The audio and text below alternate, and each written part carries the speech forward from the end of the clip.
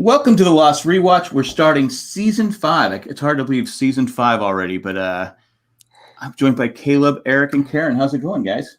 It's going great. Good. Very well, thanks. And I say this every time, but it's funny.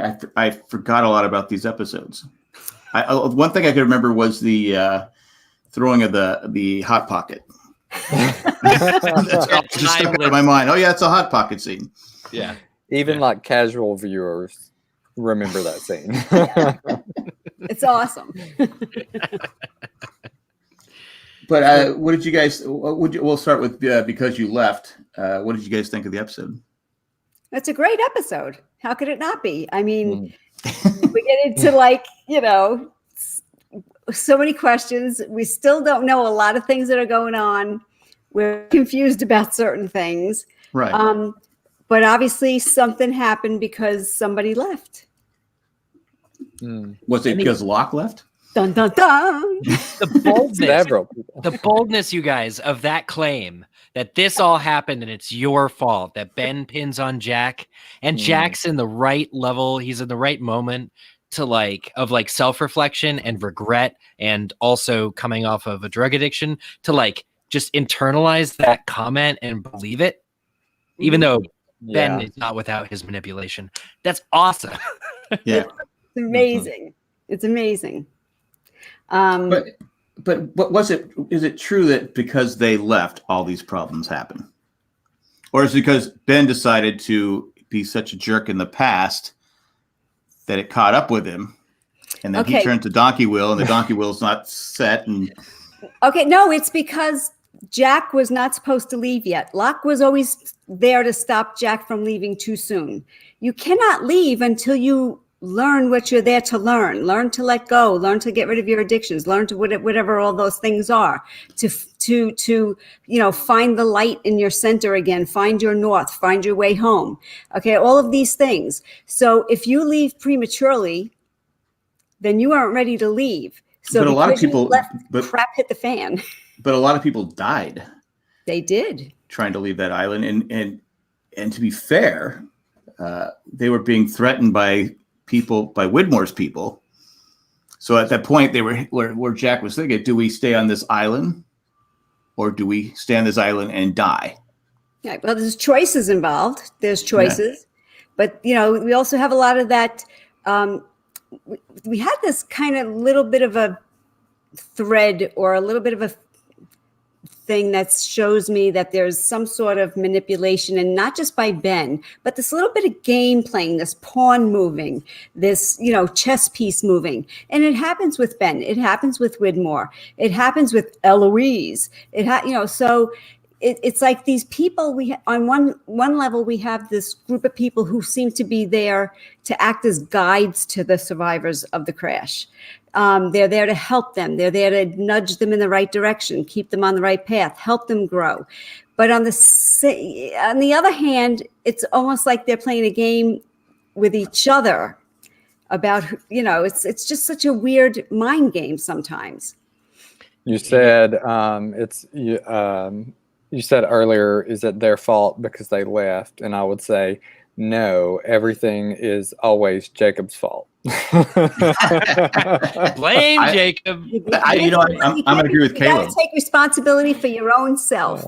Well, so there's 3 explanations, really, and I think they're all true. There's the actual, I guess we could call it, I'm going to call it the scientific reason. It's not the scientific. Apparently, the donkey wheel is off its axis because Ben is short. So that's the explanation that's given it a couple episodes. Is like when he turned it, he broke it. So somebody taller, i.e. Locke, has to go in and correct it and turn it. So that's like the scientific. Then the emotional or metaphysical reason is because you left, right? That's the reason that the characters are all operating on the assumption that metaphysically they weren't supposed to go. Right. This is what Jack has been saying since the season 3 finale. And then there's the Jacob example, which is like you were saying too, Karen, everybody's a pawn. And even though the Losties have agency and we like to believe that they are choosing these actions, it's really a big chess set. So what's that game that him and his brother were playing? Backgammon? No, it was called something else though. Remember they met? Yes, and Jacob could never win. So this was Jacob's way of finally beating his brother. He's he's using some loopholes. That's why. Yeah. Because I always said, I go, well, if he truly wanted to save the island, you don't bring anybody to the island, because without anyone coming to the island, Man in Black has no way of getting off the island. So, yeah, right. Well, I would argue that Jacob has it rigged, and the Man in Black is trying to find a loophole out of it. Right. And he finds it in Locke. Right. Yeah. Early on in season 1, when Locke looks into he sees the smoke monster, he said, "What I saw was beautiful." So that was his, right. Everyone else saw nothing but, fear when they saw the smoke monster, but not Locke. He saw something beautiful. Probably his mother. But his dad pushing him out the window. Yeah. He saw Christian Shepherd when he pushed the wheel. So yeah. Oh yeah, that's right. Yeah. So which was the smoke monster. I don't know that all this is like the time flashes are happening because they left, but Locke needs to leave to fix it. So it's not it, and everybody tells him he needs to get the Losties all back. But I don't see that represented in like what actually matters. Like the way that they come back is by having as much to do with the original, like recreating the flight, all that's coming later. Right. But I think it was really just Locke leaving and having to actually right the donkey wheel that really like fixed. I mean, that stopped the flashes. The whole them coming back. I don't see what perhaps I'm forgetting season 5, although I'm about midway through in my rewatch. I don't see that them coming back actually solves any quandary. It actually creates the incident. It causes all sorts of other trouble. So I don't know that them coming back is actually what matters. Locke leaving matters to save the lives of. It does matter in the regard of because they left prematurely before they became awakened. Yeah. Fully awakened, so to speak. They had to go back. They had to go back and go through some additional challenges so that they can learn to reach that point of their awakening. So there was a reason for them to have to go back. They weren't awake. They didn't find what they lost. They weren't at that place yet.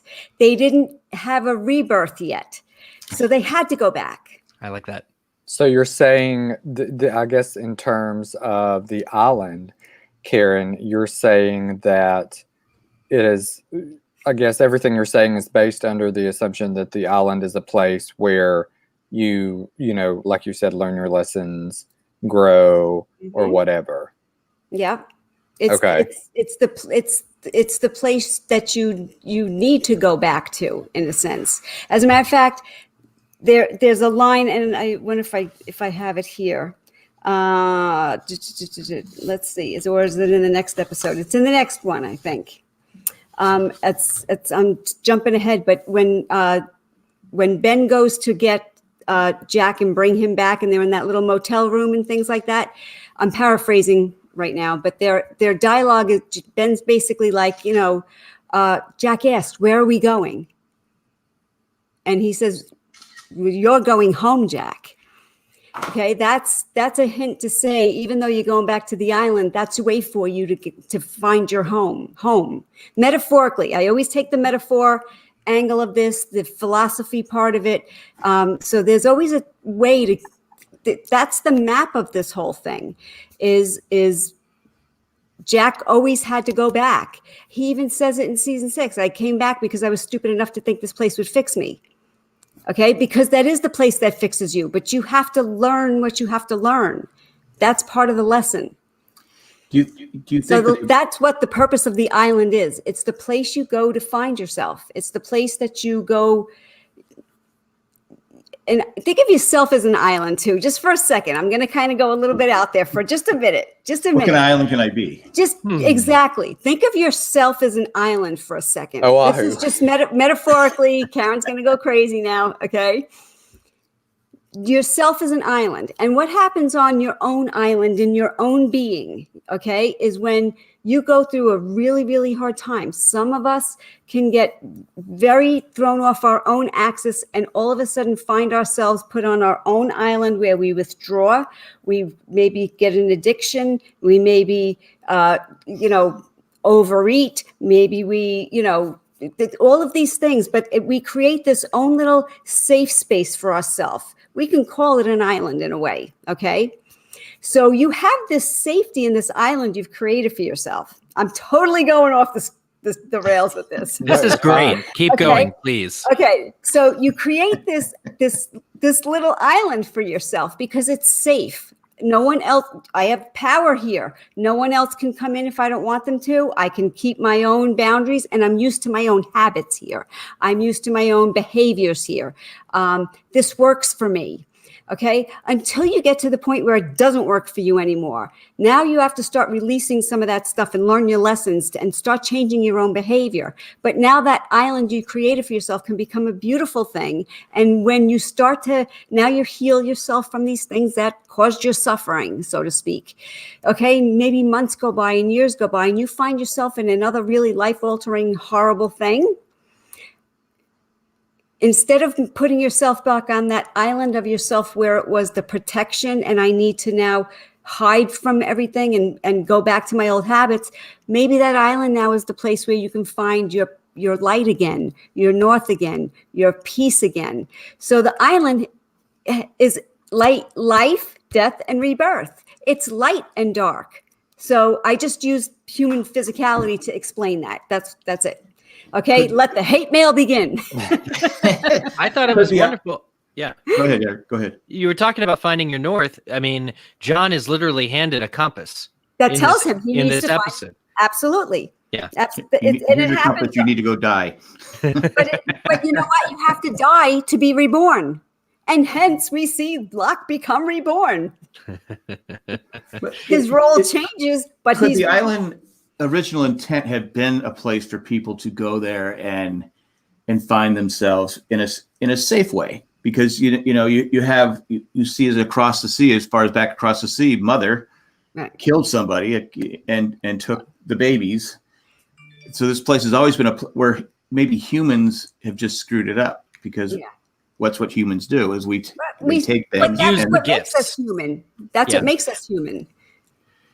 But it became it's just a place of, especially with Ben and Widmore and what Ben did to the Dharma Initiative and everything else. It became a place of just death. And how can you find yourself when you're worried about dying the whole time? Well, that's part of the challenge. Yes, and it's funny because Ethan says, "I'm sorry, no man is an island," and yes, that statement is true. But unfortunately, we make ourselves a bizarre safe place. So I just used that visual to kind of try to explain it more in the metaphysical part. Because you have Locke obviously believes in the island because he's walking, right? And we see on his backstory that he had a terrible. I mean, his life before he got on the island was terrible. Well, he obviously saw something magical because he's walking, right? But other people just see people dying. So at the end of season 4, we've seen a miracle. We've seen an island do what no other island does and move, or rather disappear. And we've been told it moved. Now, in this episode, in these opening episodes of season 5, we see we are told immediately by Faraday that, or once Sawyer slaps him around, that the which he totally deserves, the audience, or Sawyer, the audience is Sawyer in that moment, going, no, tell us what's going on. But you're a terrible physicist. Yeah, you suck. But he was a little egocentric, to be fair. He was like, I can't even explain this to a physicist. But we've been told that either the island is moving through time or they are moving through time. And these opening episodes, when we're going through the history, when they're all flashing and they're seeing the island at different eras, the island, while no man is an island or an island is not a man, the island has never been more alive. The island has never. The show has really embraced now all of the things that make the island itself a character, and they've really just turned the dial to 11. They've just like the island has never been more of a living, breathing thing than it is. I love the fact that they actually moved the island again. Literally, we see it have to move, okay, but metaphorically and psychologically and all that other stuff is, sometimes, and Jacob presents this lesson to us later on in season 6. Sometimes somebody needs a little push. That's the metaphor for moving the island. So if you're not getting the lesson, you're just not. Sometimes you could just get in the back of somebody's cab and tell them what they need to do. Other times, so you can give them a little push. Okay, you got to go this way. You got to do that. It's a little bit more than a guidance, but I always even tell my kids this, you got to sometimes pay attention to the universe, because sometimes if you listen hard enough, it'll show you where you need to go or what you need to do. Or, you know what? You're not listening. You need a little push, right? Okay. But that's it. That's the island moving. I thought it was a brilliant way to move Jack and John, certain characters ahead, to say, you're not learning the lesson. What do I got to do for you to see it? Because John, that was always John's argument with Jack. Why don't you believe it? Why don't you understand you're here for a reason? Jack's reason was to find himself. He needed to let go. He needed to beat addiction. He needed to let go of the ghost of his father.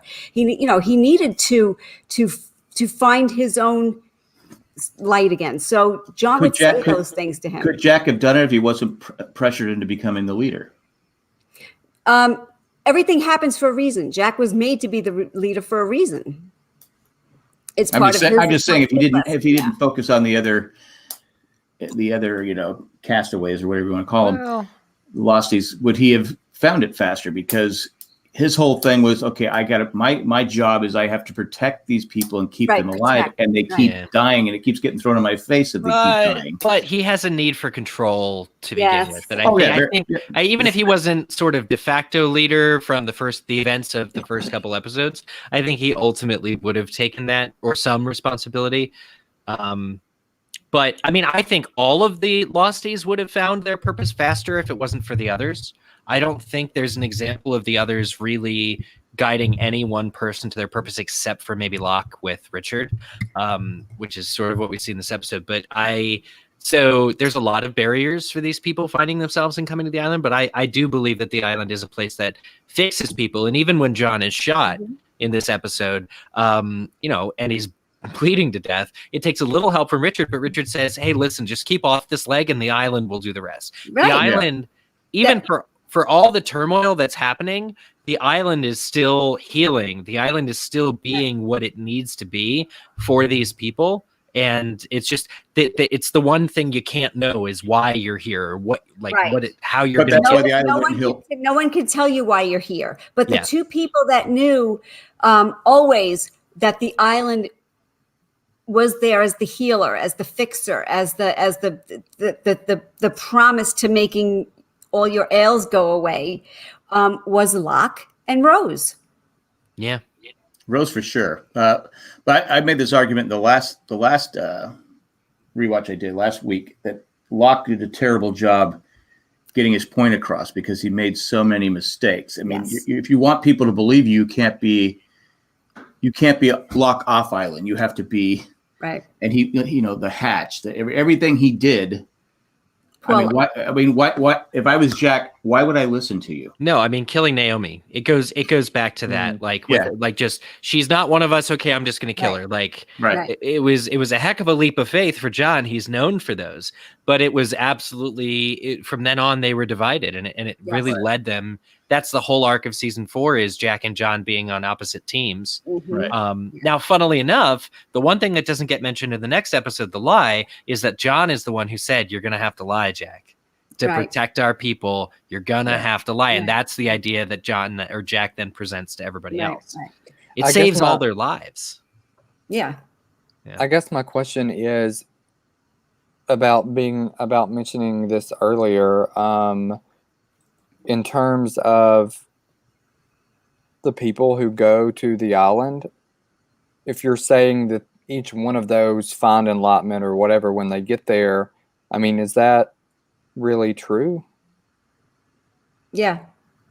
You think if you're so? asking me my opinion, Yeah. is The yes. ones that lived. Yeah, Right. There's plenty of extras that. Yeah. Right. Okay. Each person is there to experience their life, death, and rebirth. And each one of those people experience their life, death, and rebirth at different times. Some before them, some after them. But that's what the goal is. Ethan said this is such a sad season. This season is such a sad breakdown for Locke. Yeah. Or is it the fulfillment of a promise in John's character? Because I choose to believe like there is no lower low than John on his death scene, hanging, but he's doing it because he felt that he was always supposed to bring his friends together and feels that he's failed. But really even just the drive to recruit, the drive to save until his dying moment, he is trying to save and even is talked down because he thinks there's still a chance. So he never stops trying to bring them back. And I find that empowering in a way. I guess I just struggle. Go ahead, Caleb. Sorry. I guess I just struggle with, the people that immediately died in the crash, or like Naomi, all these people who die. I mean, obviously we weren't shown the full extent of their backstory and stuff. So they could have, achieved nirvana or whatever. Maybe the ones that died on the plane had a fear of flying. That wouldn't be exactly. But I guess I just isn't it ironic? Did I send you guys on a whole other tangent? I apologize. No. This is interesting. No, like that's what I needed to get on your level to understand what was going on, because in my view, I see most of it as a pure manipulation on Jacob's part by him, bringing all this, everybody there. And I know you can say like everything happens for a reason, but the reason was he brought them there and none of that would have happened otherwise. So he may have brought them there. Jacob brought them there, if you remember. And again, we're jumping ahead a little bit to season 6 when he explains, I brought you here because you were all flawed. You were just like me. You needed this place as much. Okay. So there's a reason he brought them there, because he knows that they needed help. There was something that they needed. They were looking for something out there that they couldn't find. So they had to come to the island to find it. So Jacob actually tells them why he brought them there.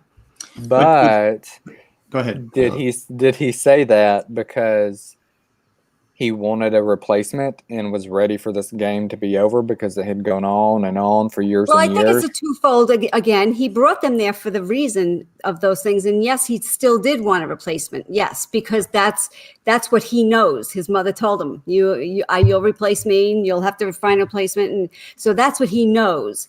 So yes, there is a part of him that wants the replacement. But what is that replacement's role? The replacement's role is to keep the light burning in the heart of the island. So the purpose of bringing and finding his proper replacement is actually for the good of the island, to keep the light burning. Mm-hmm. In that regard. I keep going. There's this scene where across the sea where young Man in Black and Jacob just lost the game. Don't worry. I think he says something.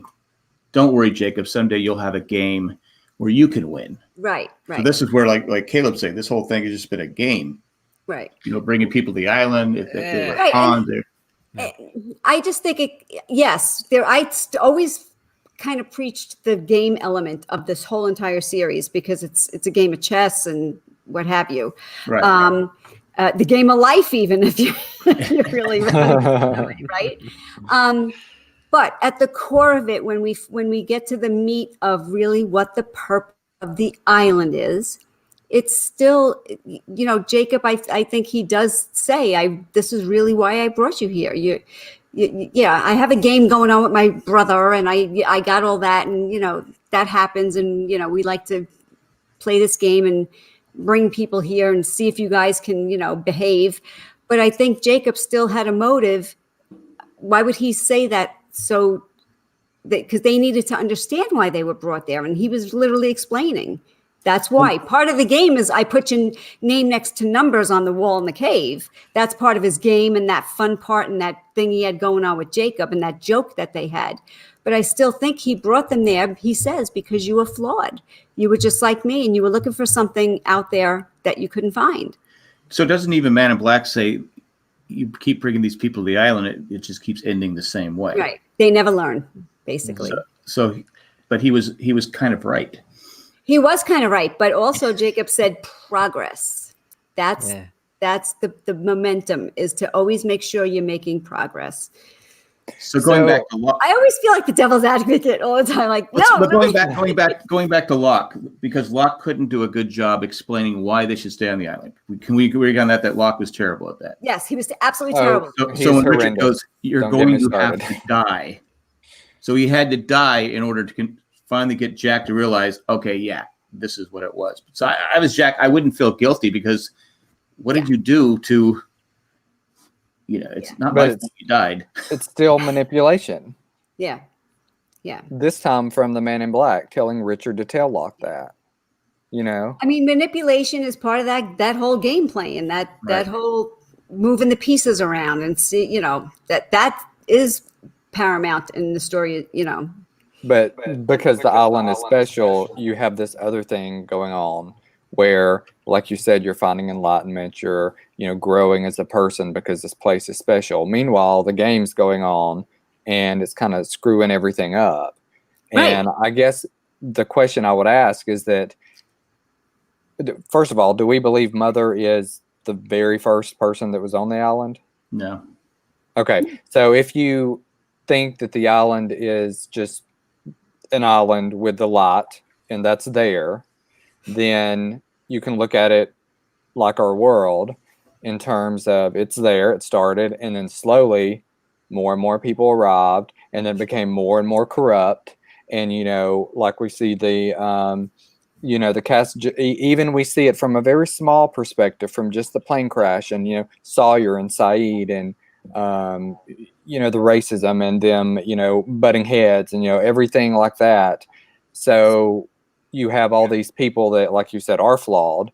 And then slowly over time, because the island is special, they, may or may not learn what it is. But in addition to that, they're also being, chess pieces moved around the board until finally at the end, Hurly, becomes what he becomes. But do you think that once Hurly is in charge, that he's going to be there for like years, or do you think he's going to end up passing the torch? Or because eventually, if everything is progress, but it only ends once or whatever, it only ends once for each person. Like, in other words, your journey is yours, and Jack's journey is his, and Eric's journey is his, so you have to make progress in your own journey. But I think the island will always exist. The island has to always exist. And the point of the island is a healing place, a place of healing. As bad as it could have been, and with chaos that we saw, it's about your rebirth. So do you think everybody who got on the plane, do you think everybody who left the island for good that we know of were good? No, I think somebody like Anna Lucia didn't get the memo. I mean, like she was going to have to go back to the island somewhere. Well, I mean, like Kate, Claire, Sawyer, Miles, Frank, everybody on the plane at the end. Yeah. Do you think they? Yes, because they left. Are they supposed to come back, or have they achieved their whatever? I feel that at that point, because of the imagery we're giving metaphorically, they are flying away from the island. They have flown. They have they've had their awakening. They've learned to fly. Yeah. Yes, they have learned. Yes, at some point, every leader gets tired and decides it's time to pass it along. Exactly. Not everyone, FDR. But I think that there would always have to be, there's always a protector of the island. There's always someone who wants to make sure that things that don't get jacked up and messed up and things like that. but the island was quite a challenge in the experience, in the adventure. It was a very challenging time, but the goal was beautiful. I'm trying to remember across the sea when because all Man in Black wants to do is leave. He wants to see what's past the island. Because he doesn't want to be lied to anymore. He's been lied to by yeah. Okay, but then she hits him over the head and all that other stuff. I mean, what was his? To me, it didn't seem like he was very flawed. He had, I guess, anger. Not really revenge because he just wanted off the island. Yeah. Maybe he was ready to go find his home because he knew he didn't belong there anymore. But once again, you have Jacob that's like, you can't leave. And it's like Locke who's like, you can't leave. And I just feel like if they want it off, let them leave. I mean, if they feel guilty for leaving later or whatever. But if they have to come back, they'll have to come back. It's because they left. They didn't learn their lesson. So they'll have to come back. I think if the choosing ceremony would have just happened a couple seasons earlier, I think more people would be able to leave the island. Like if the island had gotten a successor, I think the rest of people would be allowed to live and would be able to choose to leave. Now, you mentioned Rose and Locke were the two best people. Would it have been better for Jack and the rest of the Losties if Rose was explaining everything? Maybe, because I think Rose would have had a much more loving, compassionate, nurturing way of maybe guiding people. But listen to me, I'm going to punch in the face, was what Rose would say. Flipped in red. But in this particular adventure, when you had, but the point was Jack had to learn. John and Jack being such opposites of each other was the perfect. They were two halves of a whole. John and Jack were two halves of a whole, just like Jacob and Man in Black. They were two halves, together. They were together. We saw them as twins, but they were, two. So to have your lesson be learned by someone who is in all regards your opposite is quite a challenge. But you hope the payoff is worth it. And it was, because we got some really awesome 6 seasons of awesome scenes with them too. Oh, it was fantastic. Yeah, I agree. Do you think a lot of stuff kind of went out of whack because Ben, he kidnapped basically, Jack, so he would perform surgery on him? Was that Jacob's doing, and then you have like Ethan who went rogue and kidnapped Claire, was that Jacob's doing? So I think a lot of this other stuff you still have didn't have anything to do. Right. I'm just saying, I think a lot of this, even though Jacob brought him there, the things Ben was doing, he thought was for Jacob, but really Ben, like you said, his choices were a lot to do with manipulating people too, and obviously. Well, if the island would have healed Ben, he doesn't need to kidnap Jack. But he wasn't supposed to be there because Widmore was supposed to be the leader. Or Eloise or whoever. And Ben was like, it's mine. Well, the idea that Ben, and this comes up in a couple episodes, the idea that Ben tricked Widmore off the island somehow. And definitely Ben is a hard thing for me. And that's this whole season is even what happens to young Ben. I think that's this season, right? When he has to be revived. And then he's warned that it'll never be the same, which maybe it's the causality loop of Ben being sort of evil. But I guess we have to remove Ben of a little responsibility there as a result of what happens, because it's all a loop. But to talk about Because You Left, to get back to just the episode, I have a lot of notes here. This is amazing. No, I do too. But the overarching, and that's what makes Lost. Don't apologize. That's what makes Lost great, is because I like getting deep with it. Yeah.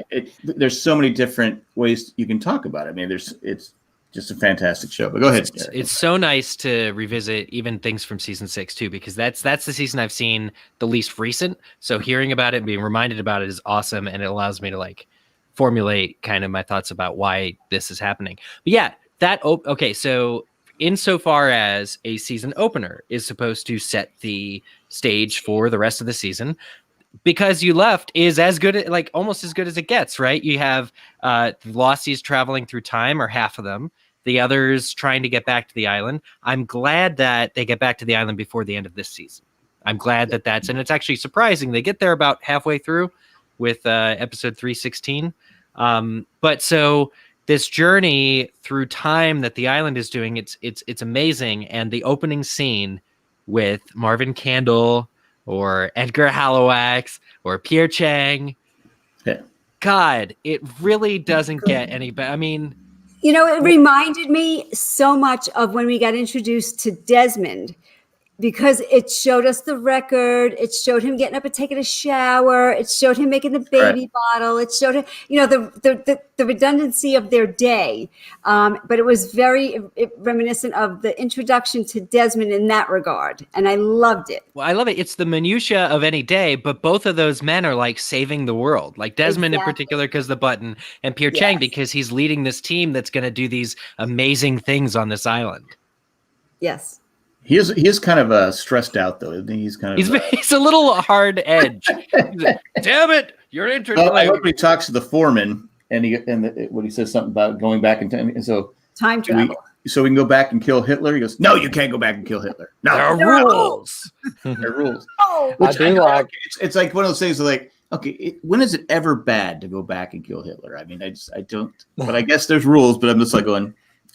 I think once in a while you can break the rules, maybe. Well, yeah, because at the end of the episode, Faraday is like, the rules don't apply to you, to Desmond. He's like, you're really special. Because he knows he has to save Charlotte, right? That's what he's trying to say. Once she gets the nosebleed, it all changes for him. Because before, he's like, whatever happened, Sawyer. They're all gone. Everybody on the ship, they're all dead. You can't do anything about it. I love this girl. So. And as soon as she gets that nosebleed, which I really paid attention to this time because you see, it's all flipped for him. He was like, I got to get my notebook because he knew what was happening. Screw it. You can change time. Yeah. Let's go back and kill Hitler. I think he is the most willy-nilly physicist ever. I'll be crazy. You mentioned earlier, Eric, about the young Ben and, what happens to him later in this season. And it's so interesting about the whole Hitler comment because, and I think this is kind of a testament to, shocker, Juliet and her character. I wonder. Okay, so we're looking at the timestamp. 37 minutes it took Caleb to mention Juliet. Here we go. I've held my tongue a lot because I was going off on my tangent. I'd want to be in with Juliet. That's what you should have said. That's how you could have worked into the. But yeah, about how going back and killing Hitler or whatever. Juliet knew that if she saved Ben, that he would grow up, be this terrible adult, kidnap her, hold her hostage or whatever, treat her terribly. And she still was coming up with any way possible to save him. And I feel like she's a good person and she's a doctor, she'll do no harm. That's their first rule, do no harm, right? Mm-hmm. But these people still have good hearts. They still don't want to harm a child. And that's good conscience and good heart. And I also think what do you do in that situation? Yeah. It ties back into the whole philosophy of, we are the causes of our own suffering. Yeah. And in this manner, it was like literally. So, exactly. But yeah. I just love throughout. So season 4, the slow burn with the sickness, the time sickness that God, what's Minkowski? Yes. He was like Fisher Stevens. Who is his character? The one that Fisher Stevens was feeling. Desmond experienced it. We get the firsthand account. At the beginning of this episode, the drill operator is holding his head and freaking out, he says, or the other guy says. And it's like, he's probably experiencing that same because all that energy was just, and so really over the last season, but especially in these first 2 episodes and when the island moved, you're starting to see why so few people found the island, because it's really all of these protections. Any one is prohibitive, but all of them, the time sickness, Daniel, when they arrive on the Zodiac at the beginning of this episode, and he says, "Oh, we must have been within the radius." He knows that there's that barrier, the movement thing, and he says, "I need to calculate a new bearing." I think he says in the next episode. So there's so many things preventing like anybody from getting on or off the island that are happening physically, that it's really impressive. Again, to the island being a character, like this island has some serious protection. But it's cool because it's developed in a way that services the characters that are discussing this. But the island absolutely is a character. Like even when Jughead comes next, you're just like, this thing's been here and where is it now? And it's a whole point of the thing. But I'm like, this island has the same history and presumed destiny that any of the characters do. Well, I agree. We started talking about the island is a special place, but then humans come there. And what was Widmore's ultimate goal? Ben was, I'm not going to give up this island that I've killed for. So it's just, you have humans ruining what could be a very special place. And if you remember, the whole smoke monster thing was because Jacob kind of created that via, his brother. Right. So if that's over with, and you don't subscribe to the theory that Jack became the smoke monster at the end of the show, then that's over. The game's over, and Hurley's in charge, and then hopefully there's no smoke monster, BS going on, and they can move forward. I think Hurley will guide the island much different than Jacob did. Jacob really took I fault Jacob for his non-involvement, his non-direct involvement, because I think to a certain extent, I know you want as many candidates as possible, but if he were upfront with people a little bit sooner of like, hey, by the way, I'm immortal, I'm Jacob, how's it going? Then things would have been really different. Instead of allowing Ben to run free. And am I remembering correctly that Ben says he never saw Jacob, like not even once? Right. Jacob never appeared. That's the biggest mistake Jacob ever made. What about you? But keep in mind that Mother really wanted Man in Black to be her replacement, and she had to settle for Jacob. He was a smarter. So he was the second choice. There you go. But so I think Hurley is going to do things right. He's going to appear to people. If anybody needs to be brought to the island, and I think he'll have a few questions about who he's going to bring, because it was hell on Earth, torture. Libby died. Hurley's going to be thinking of Libby every day of his existence on the island in the future, and be like, I don't want people to be brought here just so they can suffer and die like we did. But Hurley's gift would be that he would he would be a different energy on that island, and that's a beautiful thing. Yeah, I agree. Aaron, Jacob was not the first choice, because we're all told for the first 5 seasons, Winds Across the Sea, season 6. Yeah, 6. That he's the greatest thing since sliced bread. But we see it Across the Sea, he's not. Right. He's just a guy, and he's not even the sharpest tool in the shed. He's just, I mean, compared to his brother should have been the chosen one, but hopefully Hurley goes there, and Hurley he has a heart, he's smart, he has all the different stuff. So I think Walt, isn't Walt the one that eventually takes over the island though? Well, we know it's implied, Hurley just helps him. Yeah, Ben comes to him in one of the in the epilogue or something, and that's a whole other discussion, because we should have a podcast strictly about all the missing pieces episodes and the epilogue. Yeah, for sure. We totally need to do that. No, Hurley will be a bright light in a situation that needs to keep a bright light burning, and that would be great. In this episode we have a lot of the skipping going on. I love the whole skipping part of it, but also we have the thing with it's really about starting over. You have to keep starting over until you get the lesson. You're going to keep getting presented with the same lesson, so if you don't get it, you got to start again. And it's a pain in the, that's why sometimes, how many times are you going to start over before the island gives you a little push? Well, you have Sawyer changes. So the island, does. Coming to the island did help Sawyer. Yes. Kate, she becomes because when she first, there's a scene where she sees where Claire wants her to hold Aaron, and she's like, and then she becomes this loving mother that will do anything she can to protect Aaron. Yes, that's true. I do like how the beginning of the season is kind of a bookend to the end of the season, because I was surprised when I rewatched it. I was like, God, that, that scene with Faraday, and obviously it's in the 70s or whatever, and you're like, I guess after rewatching it was thinking, wow, they really set this up really early. I mean, early on, they knew exactly where they were going, which I know, obviously the writers are brilliant that way, but they did it, from like 17 episodes apart for it to finally come back into play and, go back to that time. So I thought that was great. And Faraday or Jeremy Davies is the perfect actor to do that scene with. It's the perfect cut to the cliffhanger, then cut, because he always has that look on his face like, what the hell am I doing here? What's going on? Yeah. And then cut. And then they do it twice, actually. It's not just, time travel. Oh, right? He goes, your camp hasn't been built yet. They did it twice on us in this episode. It's like, what's going on? What am I doing? We must have been outside the radius.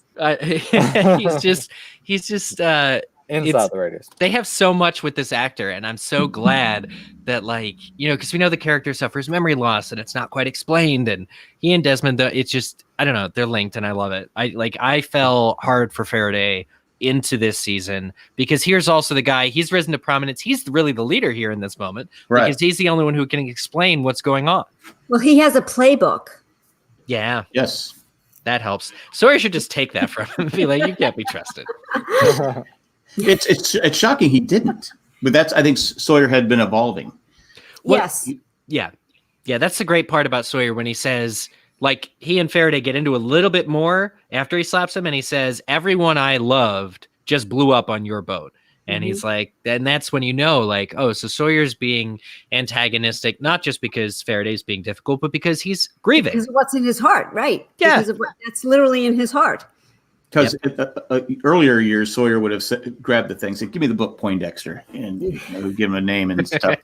But one of the most important debates that we have in this came in this episode, when Sawyer, he slaps Faraday, and Charlotte says something. He goes, "Be quiet, Ginger," or something like that. Became the debate, because I'll be honest with you. At the time it happened, I didn't know Ginger was a derogatory term towards redheads. I never knew that, so I always assumed it was from Gilligan's Island. Right. Well, I got in a debate with one of our listeners, and they're going. So I actually took time to study the whole, where it came from or stuff. My conclusion was it's still from Gilligan's Island, but I got a note from someone today saying, "Yeah, it's one of his weaker nicknames. It's it's low hanging fruit is what they call a joke that's really easy to tell. So Ginger, black hair." To me, it was a no brainer. But then after I did it, I go, yeah, okay, I kind of see it, but I'm gonna stick with it. It was from Gilligan's Island. That's fun. Well, he was very, racist towards Saeed at the very beginning. That was one of the big, rivals and all that. So I think it sticks with his character, there's the whole running thing of his nicknames that he gives everybody, and some are more inappropriate than others. Yeah, but I remember he quoted did he call Carl Bobby from the Brady Bunch, and Carl goes, what? Yeah. Because he didn't. But Jack, you have to realize it's mine and your generation that knows Ginger. Yeah. That's it. Oh, I get it. I know but, Ginger. I don't know. It was one of those things where I went back Ann. and forth with this guy, but it's like, oh my God. But anyway, right when I heard that, I go, oh, that brought back. I had no clue that redheads were called gingers. And then I went and did all this. I go, wow, this has been going on for years. Where have I been? Anyway. Oh, does anybody remember the promo video that was released before this season aired?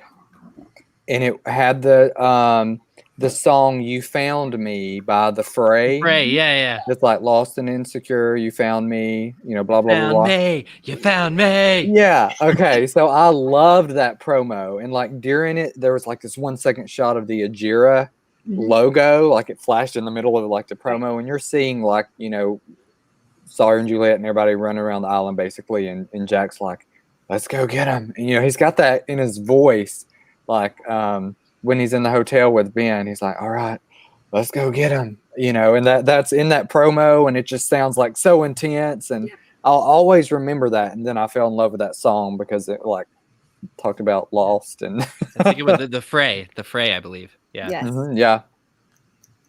Huh. I do remember it now, but I have to go back and watch it. It's probably on YouTube somewhere. But this episode, we can't ignore the fact that this is when John has his little visit with Richard in this little skipping thing.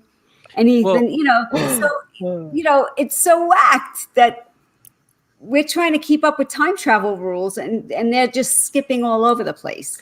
But visual storytelling, the visuals, like the Mother Mary statue that John picks up, John is out of the loop. He doesn't have a Daniel Faraday to say you're going through time. Right. But when he sees the plane land and the Mother Mary statue, he knows exactly where he is and when he is. Yes. And that is amazing. That is such good storytelling.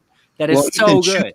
Ethan shoots him, then he's laying there. Ethan points a gun at him. He goes, I know you. You're Ethan. And Ethan's just freaking out going, wait, what? What? How do you know me? And he's I love the line where Richard comes and patches up. He goes, yeah, Ethan shot me. He goes, well, it's what goes around comes around. It was a great line. It's the best. That's karma. Yeah. Yeah. Well, Locke didn't shoot Ethan. No, he didn't. No. We also cannot talk about these episodes without acknowledging that Sawyer is shirtless the whole time. So there's that.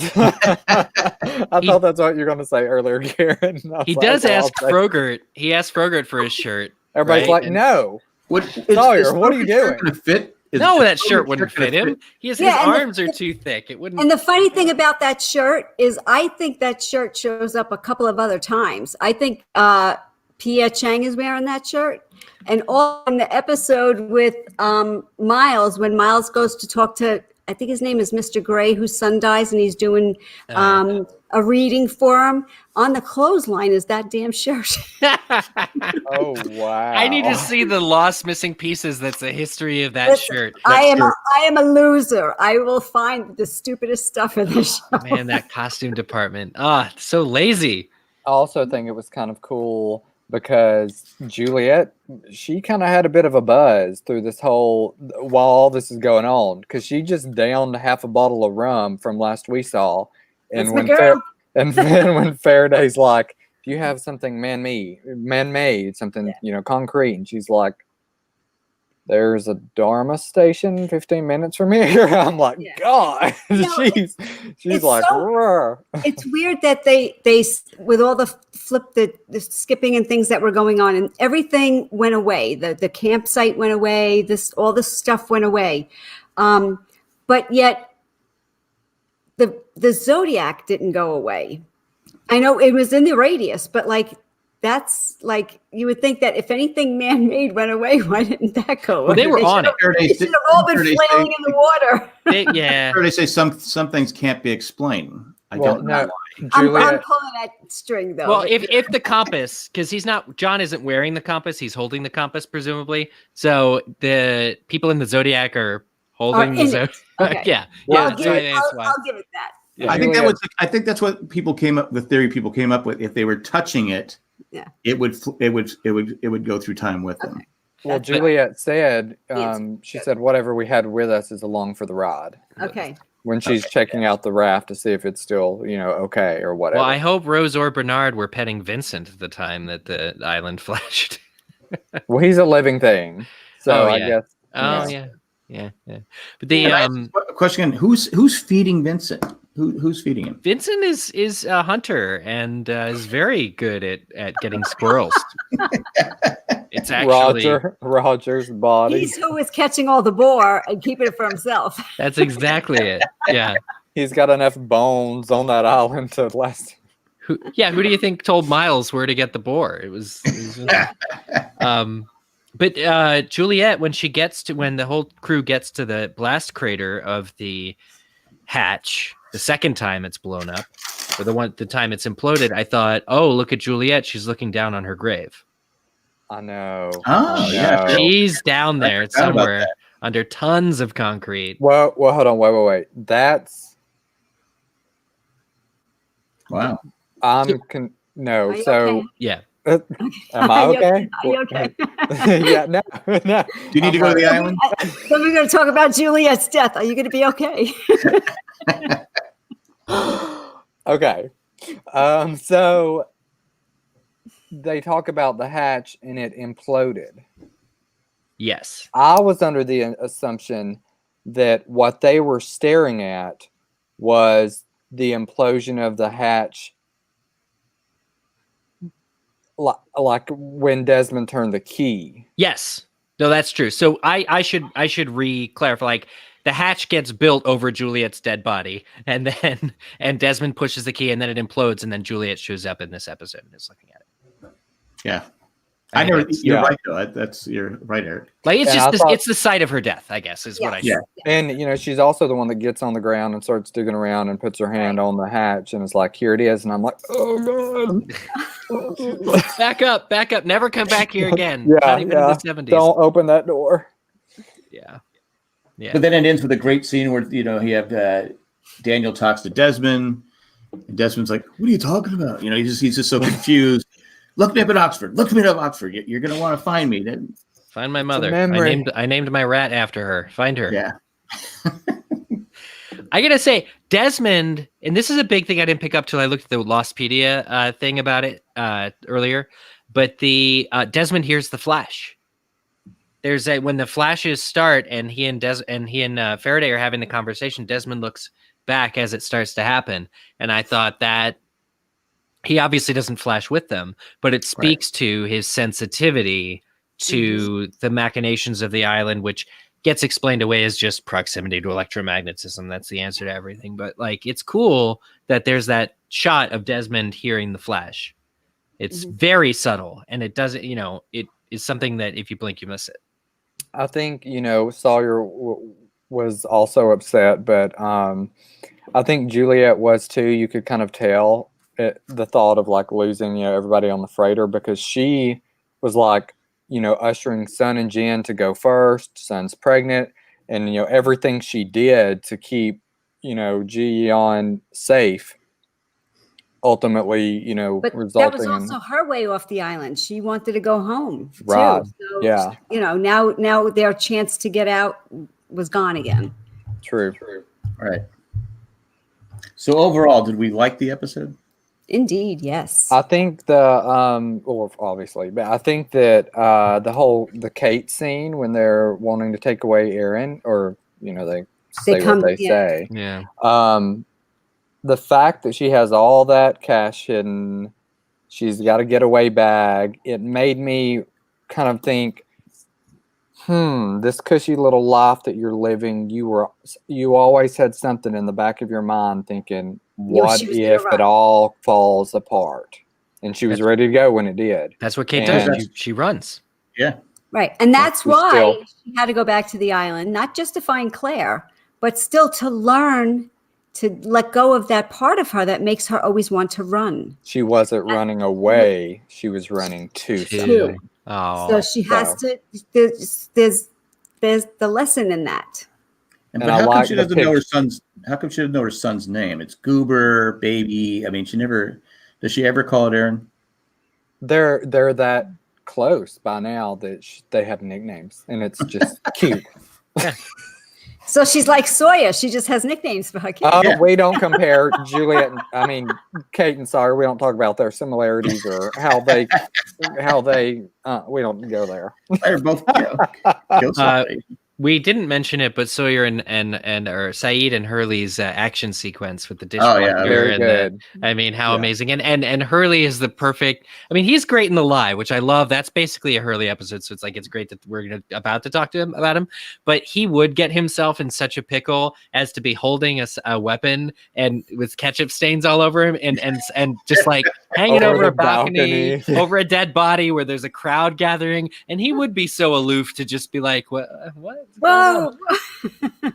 Was that the first time? Because because now it's common where people have their, it's common now to see people like this. Any crime scene, anything like have their phone out. Yeah. Was that the first time a phone was used to not? It wasn't videotape. It was still picture, but Sure. was that the first time we That documented?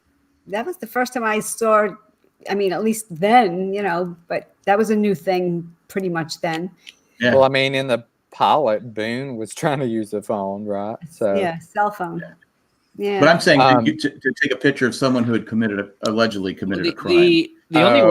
The only approach I have to answering that question is when they first did the first flash forward, and it was Jack in his apartment sitting against the wall.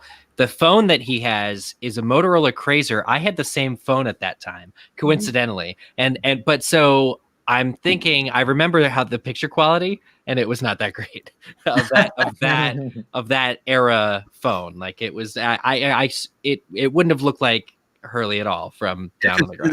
They were on the third floor, second floor. He was at least pretty high up, yeah. It was dark outside, so you think the lighting.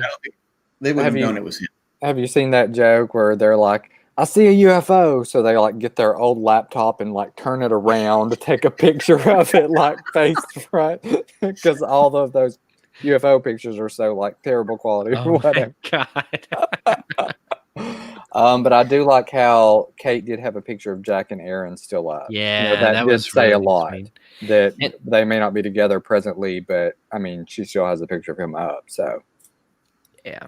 Is that coming when we see Jack being good with Aaron, like before the beard times, or is that in season 4? We actually do get to a point where Jack and Kate are getting along.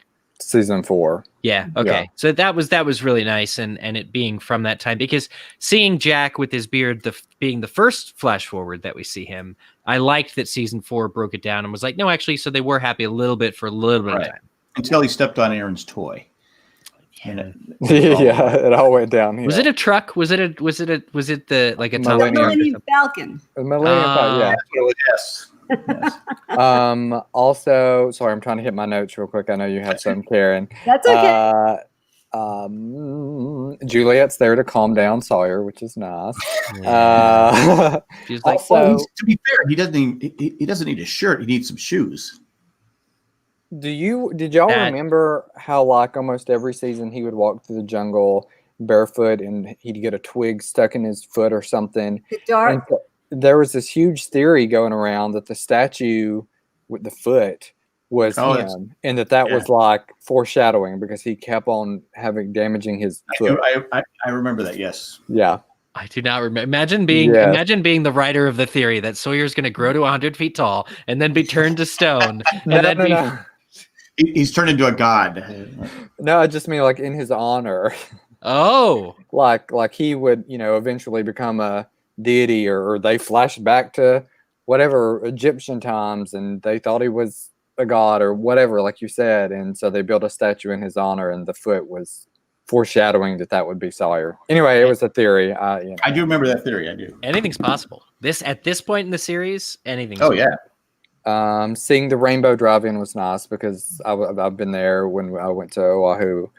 And then Faraday's whatever happened thing, that's going to basically rule, the rest of the whole show. That's such a going back to moment. And then, so the Sun and Widmore scene, her hair seems so odd to me every time I watch it. Something the way it's like parted. It seemed really weird. I don't think so. They was probably like, used hair pieces and things like that to try to replicate different styles for different times. So you may just be noticing that that's not her natural something. Because this scene comes off of when she visits him, when she visits Widmore, and is like, and it looks different. Yeah. So I imagine, but because this is the start of the whole new season, filmed months later or half a year later, I assume that they would be trying to get back to that, maybe, but it just doesn't. Yeah, just a thing. I guess the last thing I'll say is I haven't had a nosebleed since I was little. What do we make of that comment? Did the island travel in time? Wasn't she on the island? Wasn't she on the island when she was little? Yes, but why would she just randomly get a nosebleed on the island? Did the island travel while she was little and it happened then? Why is that line in there? What do we think? It's funny in my notes. I had a question about the island skipping. This isn't the first time that it had to have happened, and it probably happens more often than we realize. And that also wouldn't Widmore be privy to the movements and time traveling, I put in quotes because, time traveling of behavior of the island. So did this happen before, is this something that happens with the island? It just happened to, for our gang, happened to have happened because John knocks the wheel off its axis and who tries to put it back and it's all messed up and blah, blah, blah. Yeah. So I wondered the same thing. Is this something that is a norm, a regular thing that can happen with the island? And maybe it just happens in another way, but the skipping, time traveling thing and moving must Eloise kind of does confirm that the island is always moving. Yeah. But does the island only move when the donkey wheel's turned, or is it always moving? So the wheel was manual overdrive, but I think that the island is always on a belt. That's that's the point of the lamppost as a station, is because there are windows. Yeah. So maybe it was moving extra fast when Charlotte was. Eloise says the island is always moving. It's just that she has to calculate where it'll be in a specific place in time. That's why she took. Well, this is the lie, right? So we'll get into that. A calculation. Because she tells Ben you have 70 hours. Yeah. He goes, I can't do that in 70 hours. They have Reyes. Now going into the lie. Maybe Charlotte got a nosebleed after the incident. Well, I used to have a nosebleed all the time as a kid. I really did, and had to have cauterization and all sorts of stuff. But I would just wake up with nosebleeds as a kid. They went away eventually. I grew out of them. So I think it is it's supposed to be, some writer thought it was a really clever way of saying she was on the island as a kid, which we find out in a couple episodes. It's just a line that was meant to but when you try and pick it apart, it's like, well, yeah, was there the incident? I'll go with that, Caleb. I like that idea. That she got a nosebleed from that, or maybe one of her parents, who we don't know who they were exactly, worked either at the Hydra or at the Swan, or somewhere with the high energy, and she was exposed. Yeah. My last thought that I'll throw out on this one is that the universe has a way of course correcting, and the moral of the story is you can't change the past; you can only learn from it. Nice. That's where I closed out Karen's Lost Notebook with that episode. I like that.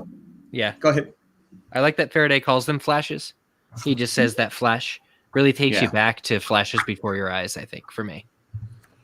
Good point. Yeah.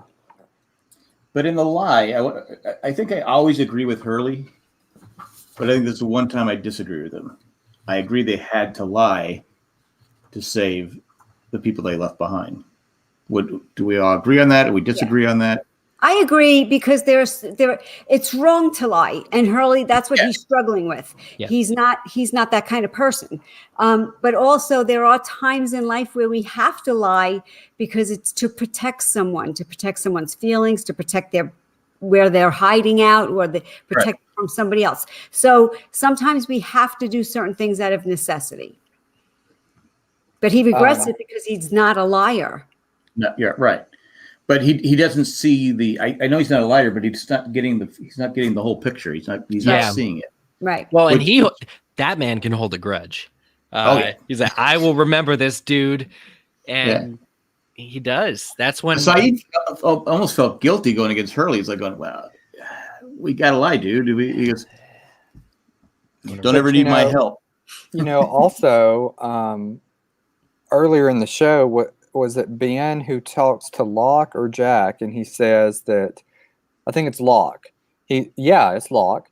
And Ben says, just a few months ago or whatever, they found an image of the Virgin Mary on a mossy tree or whatever, and thousands flocked to go see it. What do you think is going to happen when people find out that you can suddenly walk and you couldn't, and they find out about the island and everything that happens here?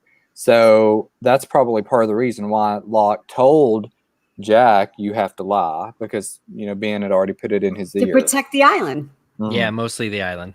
But Ben and Locke, this is where they were right. Yeah, I mean, there's people that want to exploit the island, and even if you don't want to buy into that, the island is a place of death, and the fewer people who are touristing there, the better. The fewer flawed people that come to this island, the less death. Let's just keep. This is not a good place right now. It's like it's like Jurassic Park. Just don't visit. Just don't. It's never going to end well. That's why I was having such a hard time earlier when Karen was talking about the island, being this great place, and I'm like, oh, was it really? Because overall it is, but like we mentioned earlier, I think it was so corrupted because of the Jacob and Man in Black smoke monster issue that now that that's over with, it's less of a Jurassic Park theme park. But keep in mind, again, the island is that dichotomy. It is light and dark. It is good and bad. It encompasses both of those things. But the goal is to find balance in them. And, so that whole thing. So, yeah, the island is a lot of death and a lot of trouble and chaos and what have you. But so it is both. But there is a reason for it. Yeah. I was trying to think of the bad parts of the island that weren't humans, because it heals people a lot, and there's a lot that's good. But I like to think all the bad parts are actually the human parts. But then again, there is the sickness that Rousseau and her team come across. There's the time issue that messes with people and is proved fatal. So I think there are probably some natural things on the island that are. What's the sickness Rousseau saw, though? Was that just her sickness? Yeah. She was a little off. I agree with that, but I hesitate to subscribe completely to the fact that she is just losing her mind, because the Dharma Initiative is giving the vaccination or the shot to Desmond that he has to take. Is that just a mind game, or I think that's a placebo, because all of the stations, they were all based in. They're monitoring each other. All human behavior type things. Yeah. So if I tell you there's something wrong and you need to take this now, do I know for a fact? I'm just telling you my perspective on. We're seeing that these are all the stations are based on human behaviors. So I kind of took it as it's a placebo, even though they weren't sure and they wanted to make sure that they really weren't sick. Yeah. But Rousseau, I think, in a way, sometimes at one point maybe confuses the sickness early on for. The maybe confusing things with the smoke monster, because she's like, they know that there's this smoke monster there, but also that the smoke monster appears as other people, and so she says it took them, it did this, this and this. So you don't know really what the sickness is, but does it have anything to do with the injections? I'm kind of leaning towards it. It's more about human behavior in this studies. Yeah, I like it's that. It's kind of like in The Office where Jim was able to get Dwight to want a mint every time he made that computer sound. I guess a lot of the conflict, like we said, was, the others and the Losties and things like that. But I guess going back to everything, Jacob is almost, I see it as he almost just pulls the plane out of the sky. He pulls the boat that, crashes into the statue. Half the people die here. I mean, those are just senseless deaths immediately just because of his game. And then when it comes down to it, the only loophole is the Man in Black. Basically, somebody has to die and then their body be brought back to the island for him to, formally be in it to therefore leave. So there's so much unnecessary death involved. Bond, which was Locke. Yeah.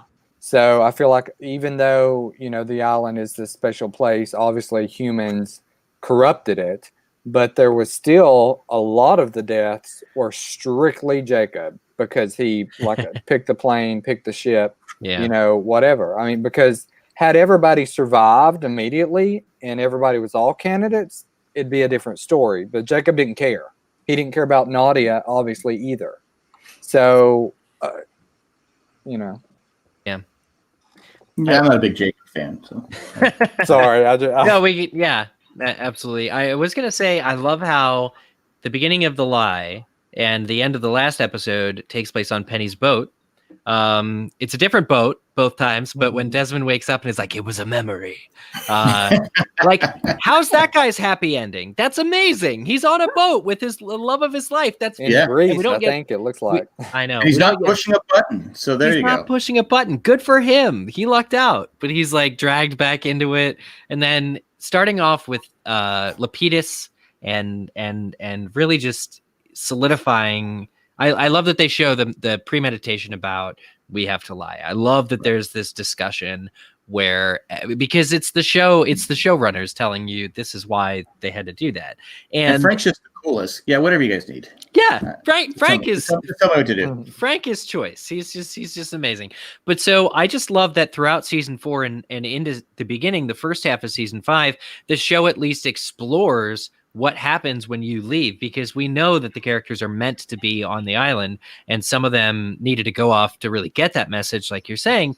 But I love that we were able to see that life still wasn't perfect for them, and that because if the show just kind of stayed on the island the whole time, it would have been a little bit more claustrophobic, and it would have been a little less. I don't know. The world wouldn't have been as big, I guess, than it was because they left. Well, I've never understood why Kate. It worked out for Kate, but I never understood why she wanted to leave in the first place. I'm like going, well, you're wanted, so. I mean, it worked out because she got a great, Isn't she 10-year probation? Is she on the helicopter? I don't. Had she decided to leave the island when she gets on the helicopter, or is she only on that helicopter because she needs to get from the freighter to the island? She could have stayed behind, couldn't she? Because there was the whole thing about Miles where she has to determine whether or not they know who she is. And when she finds out that they know about her wanted record, she kind of doesn't want to leave. Well, on the helicopter, Sawyer, she's leaving. She's going to go and leave with them because he tells her, he whispers in her ear about his daughter Clementine. And make sure she gets the money. So there's that part. And I was going to say something else, and it went completely right out of my head. So, well, they were flying, the helicopter to get there. So I think it was just the first group. Right. Yeah. Juliet was like, go on ahead. And another big lie that is told is how Kate was pregnant on the island, had the baby on the island, and she almost gets jacked up in that lie. So that's another part of the thing here. But you know what I mean? So even about Aaron and who his mother is a lie. There's a lot of lies, but if they all tell the story enough, they'll all end up believing it themselves. Because if you put something in your head, you'll end up believing it. Well, you can see why in season 4, Jack was always worried about Hurly, because they show us in this episode, Hurly was not on board with it. Right. The lies. He's all during season 4. Jack is like, all right, Hurly's he's done what? He's done this. He's done that. It's like he's all every time he talks about Hurly, he's stressing out about Hurly. Because Hurly's not only does Hurly not like to lie, but Hurly's soul is so innocent and just authentic that he doesn't even like to keep gossip to himself. He doesn't like to know secrets or like, we know this, shouldn't we tell Jack? Or, we got to, so he's always very, very upfront and authentic. So, you can't really snow Hurly and keep him in that kind of a role because he's not one of those shady people. Yeah. Do we like the scene where he gets pulled over by Ana Lucia? Absolutely. I love it.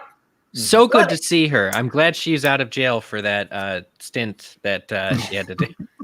Michelle Rodriguez got out. I was like, and she came back to the show. Like, how cool is that, right? They fire you and you still get your job back. You come back and I love, particularly Ana Lucia, I love the attitude. She's like, Hurly, what are you doing? Like, imagine if I were real. And by the way, Libby says hi. Yeah, that was a great line. Like going, oh, Libby still likes me. Yeah. Are you saying I have a shot? But what's interesting is what if she says, you didn't think, this is in the middle of the sentence, what if I were real? What if a real cop stopped you? Right. Like that is two sentences that are you got to read a little bit more into them. That's pretty incredible sentences. Yeah, she speaks like his unconscious or his subconscious. Right. Yeah. Everything happens. Not everything. Things are happening in their consciousness. Well, he doesn't have Saeed to tell him what to do.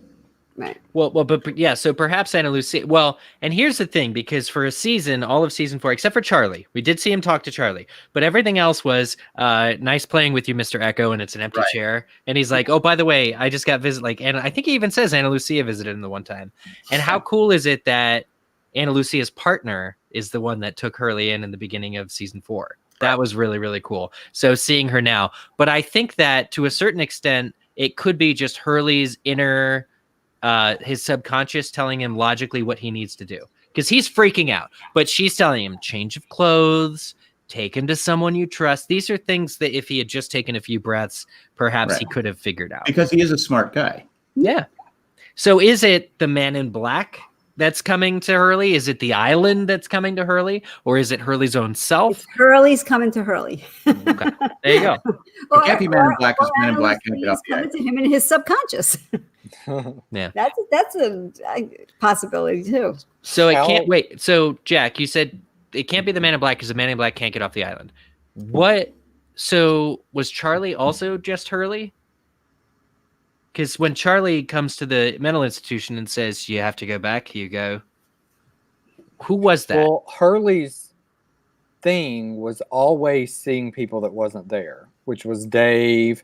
And, his doctor was like, oh, scoot in, take a picture. And Dave wasn't there. And that's way before the island happened. So, whether it's but Dave, another issue. Okay, But he said, doesn't he in season 6 say or was it this season where he says he sees, because he tells Miles, I see ghosts too, or something like that. Yeah. I could be wrong. I can't remember. Well, if we go back to the episode of Dave, maybe this will give us a little more insight to it. Dave on the island literally tells Hurly, I'm your subconscious. He literally says it. And he says, I'm the part of you that wants to wake up. So we know the manifestation of Dave is really Hurly. So maybe the Charlie visit really was a part of Hurly as well. Maybe the Ana Lucia part was a part of his subconscious. Well, he never got to say goodbye to Charlie, so maybe that was his. But just knowing what Dave really was, because we outright told what he is. We can't ignore what we're outright told. He says, I am your part of your subconscious. I'm the part of you that wants to wake up, 2 different scenes. So that's a lot to tell us how Hurly processes things. I've always kind of seen it as 2 separate things. Like Hurly, like you said, has always had this subconscious where he would manifest people and, see their physical form, telling them Charlie, Dave, whoever. And then meanwhile, on the island, the Man in Black has these rules where he can, look like somebody who's, died on the island or whatever. So you have these 2 things at play. And then you throw Miles into the mix, who is like one of those people that, seemingly has this power, which has been hinted at all throughout the show when Claire went to see the psychic and things like is this real? Is that really a thing? Because you have a lot of people who look down on that and, astrology or tarot reading or whatever, psychics. And then you have it being like, oh, maybe they are right. Maybe these people are in tune to things. Because I think Charlie at one point tells Claire, I do think people believe, have the gift or something like that. Yeah. So it kind of, it just makes you be like, Can we talk about the best scene in this episode? With Jill the butcher? No. I'm going to talk about Frogurt. Oh. I love me some Frogurt. We have no fire. Yeah. Gets hit with a flaming arrow. I mean, I just... And I know it's sad because it's poor Neil. It's Neil or Frogurt, whatever. He wants to be called Neil, but he dies. And everybody was like, now you do. Originally, there were how many? 47 survivors? Right? And then there were 23 on the other side, but there was only a few of them left. How there's still so many? Well, there's not. But when they're running away, there's a lot of people. Yeah, there. but after this, there's not though, right? Yeah. Half Half like got 30 killed, and now on the freighter because they weren't allowed on the helicopter. Right. Right. But there had already been trips made to the freighter with Sun and Jen. Yeah. When the helicopter's pulling away, it's just our Lossies getting on it. I don't know where the other people sleeping. So no, they're all dead. Yeah. But they're for the big crowds that were going to the radio tower at the end of season 3, like that's everybody who's left, and then they get jostled around a little bit, go back to the beach during season 4. But yeah, this was the show's, I think, creative way. I think it works to like really just kill off every one of the extras. Yeah, and then you see the relationship started between Sawyer and Juliet because Juliet wants to save the guy. Let her go. He's dead. Let's go. Go. Yeah. She would have died. Once again, our savior Juliet doing everything she can to help people. Saint Juliet. Yes. Oh man, the hostiles are terrifying. Flaming arrows. That's a bit much. She's like, flaming arrows. I'm saving this person. Sand on clearly dead. She's like only putting out the fire at this point. Sawyer's like, he's dead. We gotta go. It's in his heart. So yeah, let's move on. I just like that scene with Frogurt though, because we've heard about him in the past, right? Oh yeah, because he was Neil that owned the yogurt stand. That's why they called him Frogurt. And wasn't that explained in the missing episodes? One of the missing episodes. I think it was. Yeah. Yeah, he was a character that they talked about in the other media before actually casting and introducing him. I think in these 2 episodes. But I do like that scene. I mean, I know it's sad, but I do like that scene. And I like the scene between Sun and Kate. Yeah, so very good. Sun's going to go off on her because she goes, "You remember, my husband died." I feel bad about that. It's like a guilt trip. She almost pulls a Ben. Sun is very like Ben in this moment. She's like, "Oh, I don't blame you. My husband would still be alive." Oh, I don't blame you. No. Yeah. But Kate is immediately like retreats into herself and is just like, I feel so awful. Well, she probably feels. I mean, she probably does feel guilty that he got left behind. I mean, it's not her fault. No, it's Jack's fault. They had to get the helicopter off. They had to get the helicopter. It would have blown up. Kate's like, somebody knows they're trying to take Aaron, and Sun's like, "We'll take care of him." And Kate's like, "Who do you think I am? What kind of a person?" After she's killed all these other people. And Sun's like, the kind of person who makes, and I love that line, the kind of person who makes hard decisions when she has to. And then, of course, the little flashback of, "I'll go get Jen," and then she really doesn't. But yeah, like you said, it was really odd because Sun, she really goes back and forth in that scene. And in her arc is becoming more of like revenge. I gotta, she's not handling Jen's death well. She's out for blood now. And for her to be like, the type of person who makes hard decisions, and then Kate's like, "I'm so sorry." And Sun's like, "Oh, I don't blame you. How's Jack?" And it's like, Well, she should be sharpening a knife. Should be sharpening a knife in that scene. So how's Jack? Putting it back in the knife holder. It's a different Sun though than we've seen in the past, though. Yeah. But Sun is very assertive because she's been assertive with her father. She's been, we've seen her be the dutiful wife. Yeah, well, right. Well, we've seen her be a dutiful wife early in her marriage, and then all of a sudden she's brave enough to want to leave Jin, but she's also brazen enough to stand up to her father, and she lies about breaking the glass ballerina, and she knows how to. She has a little bit of her herself. dad. She has a little bit of her dad in her. Is what you're saying?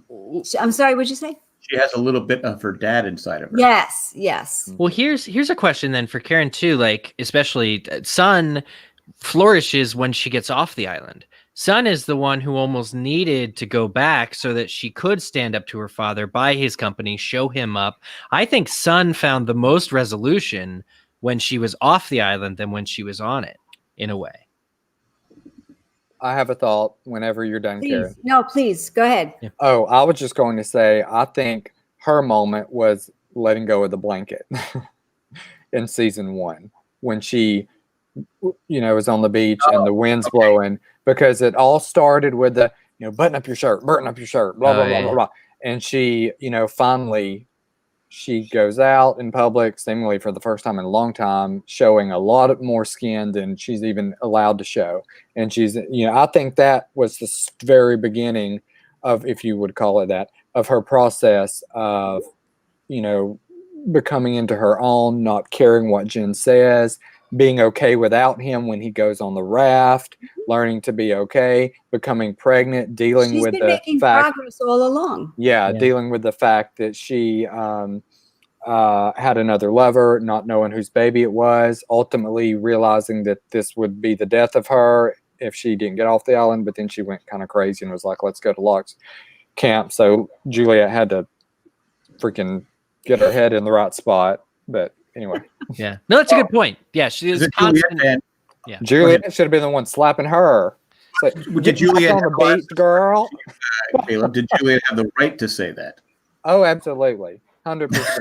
100%. Anything Juliet does. She did not say wrong. that. I will stand by this. If she did not save that, not only would Son be dead, but so would her baby. They would have went to Locke's camp. That was the only thing that could have been said. They were going. They were well on their way. She had to pull out whatever she could. That's her patient. Didn't want them to die. She knew firsthand, had seen so many women and, babies die, that she was doing all she could. And so, and also Son and Jen knew Locke had already killed people at this point. So they were untrusting of the freighter folk. I get it. But ultimately, it's what saved them by Juliet turning them around and saying that. So maybe that kid will run the island someday.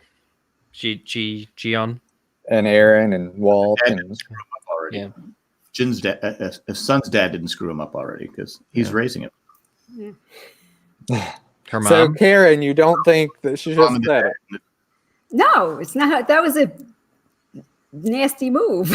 Yeah, I'm with Karen on this. I was picking the proper word because children could be watching.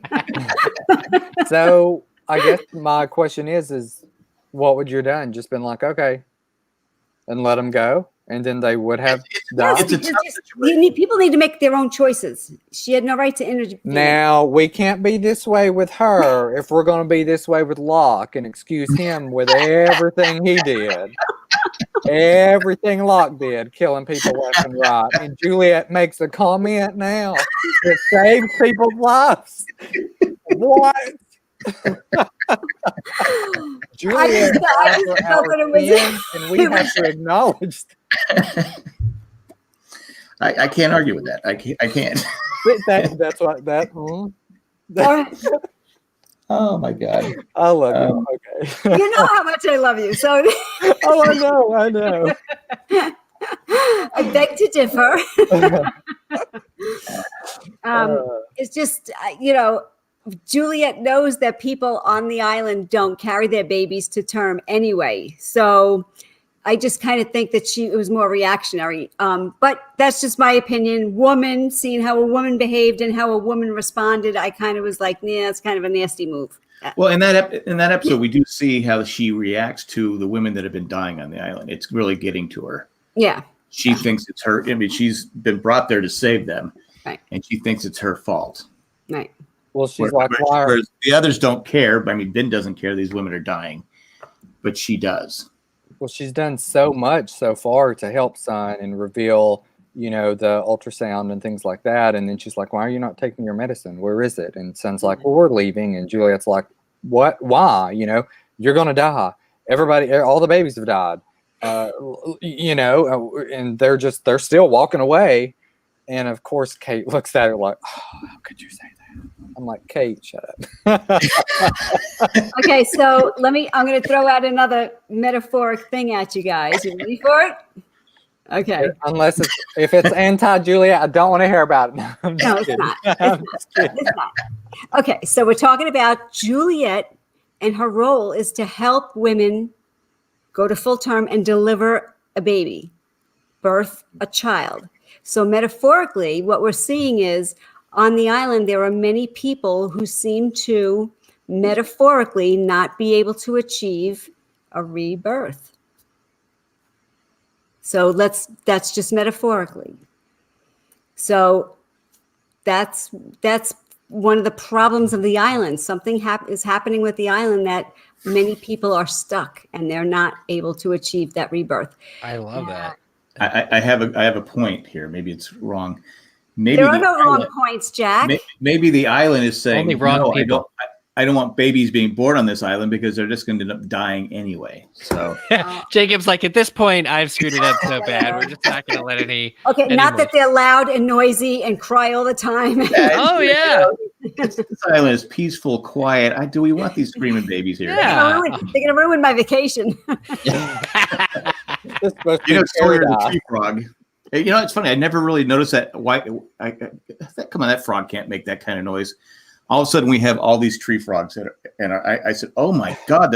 I thought one night my wife and I thought a wounded dog was in our backyard. I'm looking everywhere with a flashlight for this dog. I go, God, this poor dog. It was just a tree frog. Huh. It sounded just like a dog that had been hit by a car or something. So it was so loud. Anyway, that's going back. Going back to the pregnancy thing. Yes. I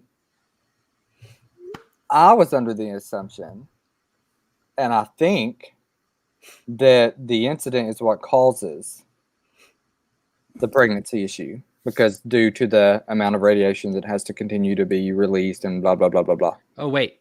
But Which would be another one of Juliet is the causes of her own suffering, and she was brought there to fix the problems that she actually created.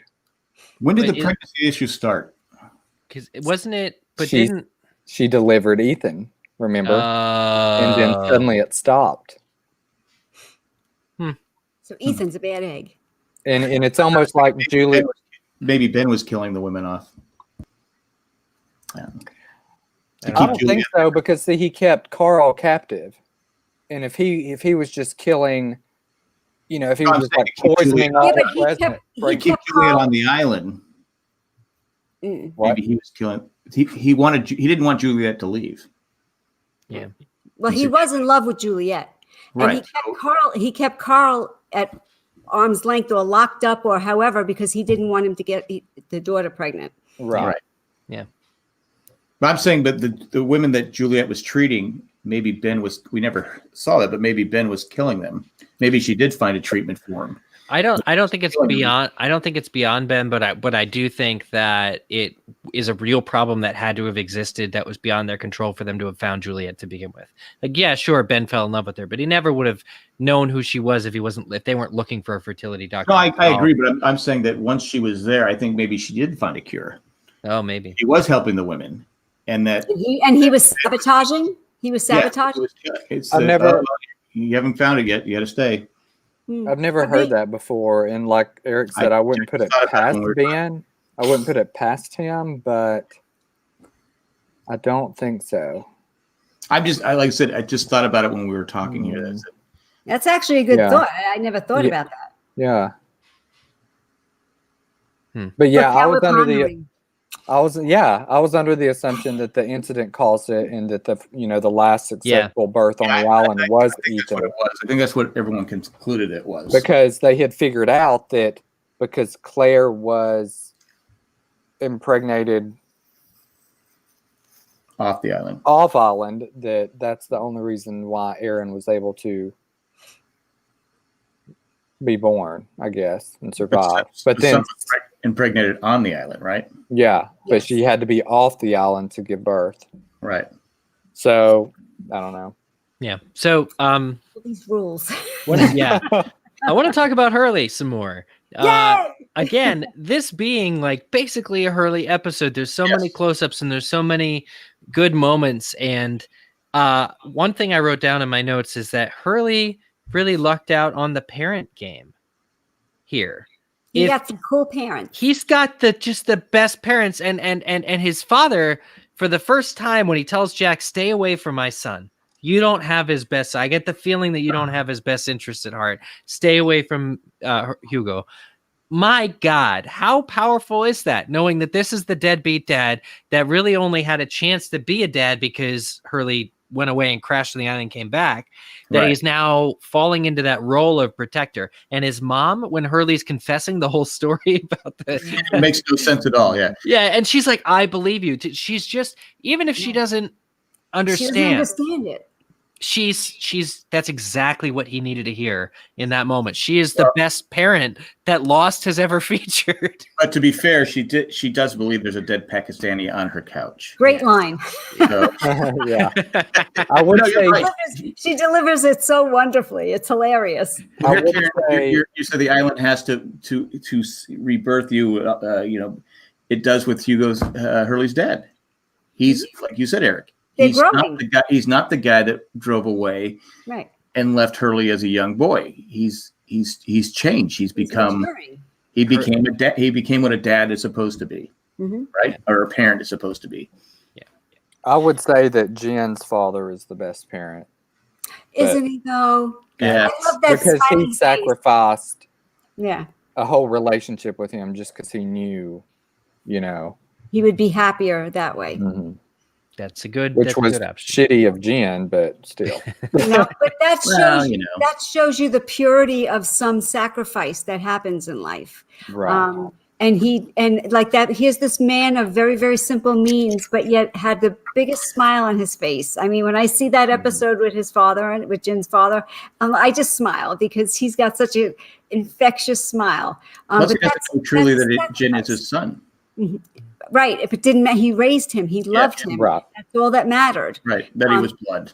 Yep, that's all that mattered was that and that's a unconditional love, and that's a huge sacrifice that is made out of love. Do we like the fact that Hurley's dad is watching Exposé I love that. Love it. with a lot of caviar? Perfect. That's a lot of caviar. That's Do- disgusting. Do we ever think Kate meets Ji Yeon? Because Son says that it would be nice for Ji Yeon to get a chance to play with Aaron one day. That just creeps me out, man. Son's gonna do something the next time she sees she's on a death. He's like, yes, they should play together. Make it easy for me. You're so back and forth in that scene. You're like, It's very, very unnerving. So, how far do we think the others' influence is around the whole world? So you're Like, I'm talking Illuminati, Jill in the butcher shop, doing favors. How far do they have their hands in the cookie jar? It's more than we can imagine. I think there's Probably. I think it's got to be a small organization because Ben's It's real still hush-hush. well, it's real hush hush, but also Ben is still the leader of it. And if we look at what were the names of the women in the Looking Glass? Lana Priya and somebody. Should I? Genius? Trivia Bonnie. question? Bonnie. Trivia question? Bonnie and Greta. Greta and Bonnie. Thank you. I figured this was the kind of place where I could throw out a weird question and get it answered. Bonnie and Greta, was the blonde and Greta was Lana Priya. the whole thing with Mikhail and Bonnie and Greta, where it's a question about whether or not they can even contact getting off the island, and Ben is caught in that lie, but then he gets Mikhail to kill Bonnie and Greta. That's how I view Ben's leadership style worldwide. So if he's also controlling Jill or whatever, it's through very slim means. And even though there has to be a lot of money in the organization because they have the submarine and all the money, the $3.2 million was not a big deal. But I tend to think of it as being small just because there is a limit. Even Ben, there's a limit to how many people you can con into following you. But does Ben have, like, he has Mikhail to kill people on the island for him? Does he have people? An Okay, if you assassin. get out of line, I'm going to kill you. You'll be killed. I mean, to me, I think that would if that's Ben's MO. I'm sure he has. Fear is how he rules. He rules by fear. Yeah. Well, Jill, So yeah, if you get out of line, you're gone. Jill seemed to know a lot, though, because she even said, what'd you do? Bribe Jack with some pills to get him to go back to the island. So she knew all about his kind of character arc. I really didn't pay too much attention. Jill, how old was Jill in this? Is she about the same age as Ben? They kind of look like it. Could Jill have been the girl on the swing with him? The one that gave him the... Annie? Holy crap, it blew my mind. I don't know. I always thought it was Kate's mom. But now I'm thinking about it, because you said she knows a lot about what's going on the island. Yeah, but her name was Annie. That little girl. But if you're Henry Gale, Jeremy Bentham. Yeah. No, I tend to think that Ben's fixation, and Richard comments on this in season 3, I think it is, that Ben has an unhealthy fixation on the fact that women can't conceive on the island.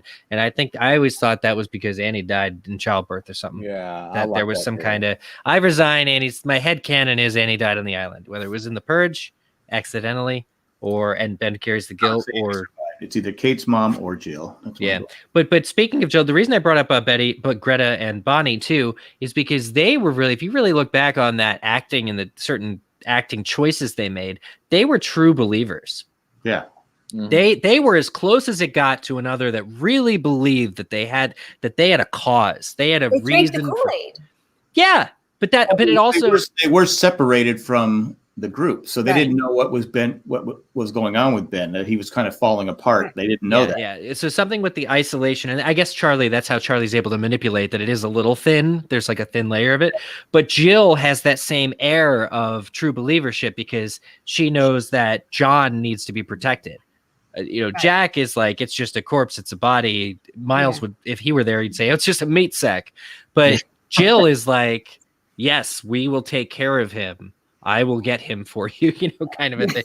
She knows she believes it's important. So who is Jill? Jill is just another soldier. She's just another soldier. But she's been shown the way. She's been, she clearly knows the island is special. And I don't think it's just something that you can just believe in without seeing something. I think she's either been to the island or through her recruitment, Ben has showed her something truly amazing that she now is willing to take the risk of harboring a dead body.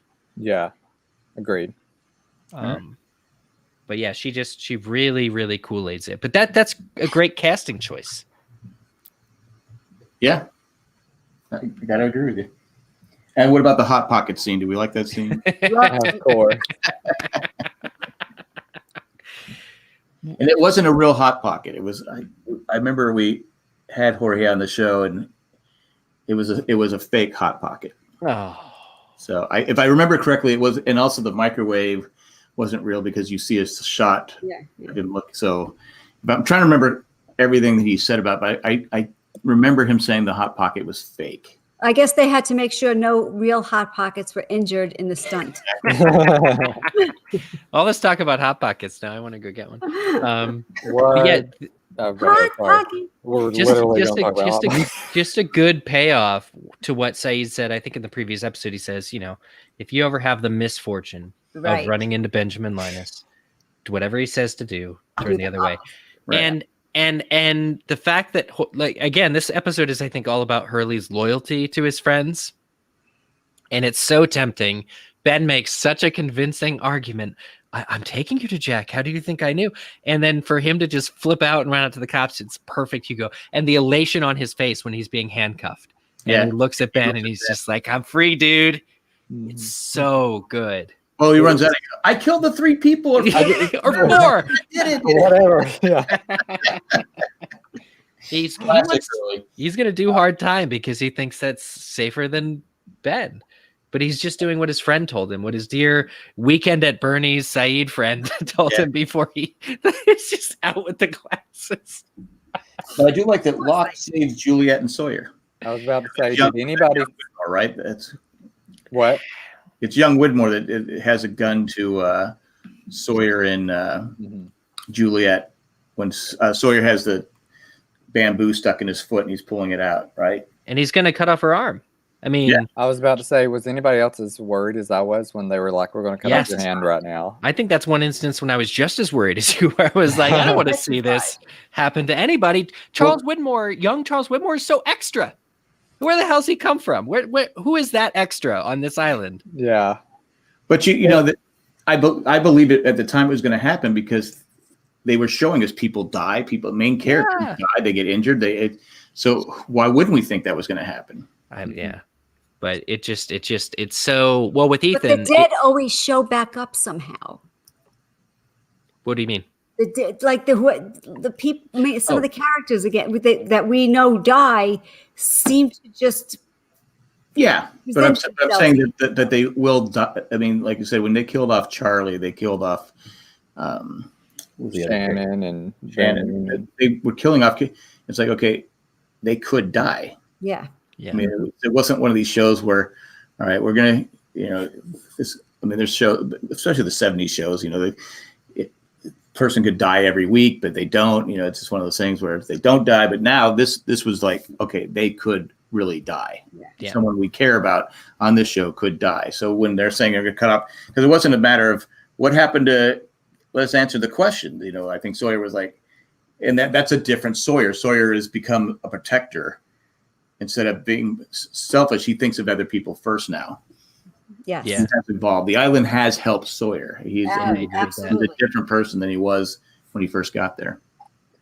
If you notice throughout the whole show, there's this emphasis on Juliet's hands, and here's another instance of they're going to cut off her hand, and when she's first introduced, she burns her hand on her muffins, and obviously she uses her hand very forcefully for the bomb, and on top of that, throughout season 3, when she takes the case back from Sawyer and kind of bitches them out or whatever and stands up to them, she's like, I got to take this medication back from Claire. Yeah. It shows the up close of Sawyer and her hand. And then later in season 5, when they're like, oh, our happy life is over, and they have this huge meeting and he's like ready to go, and then he grabs her hand and it shows the up close of her hand.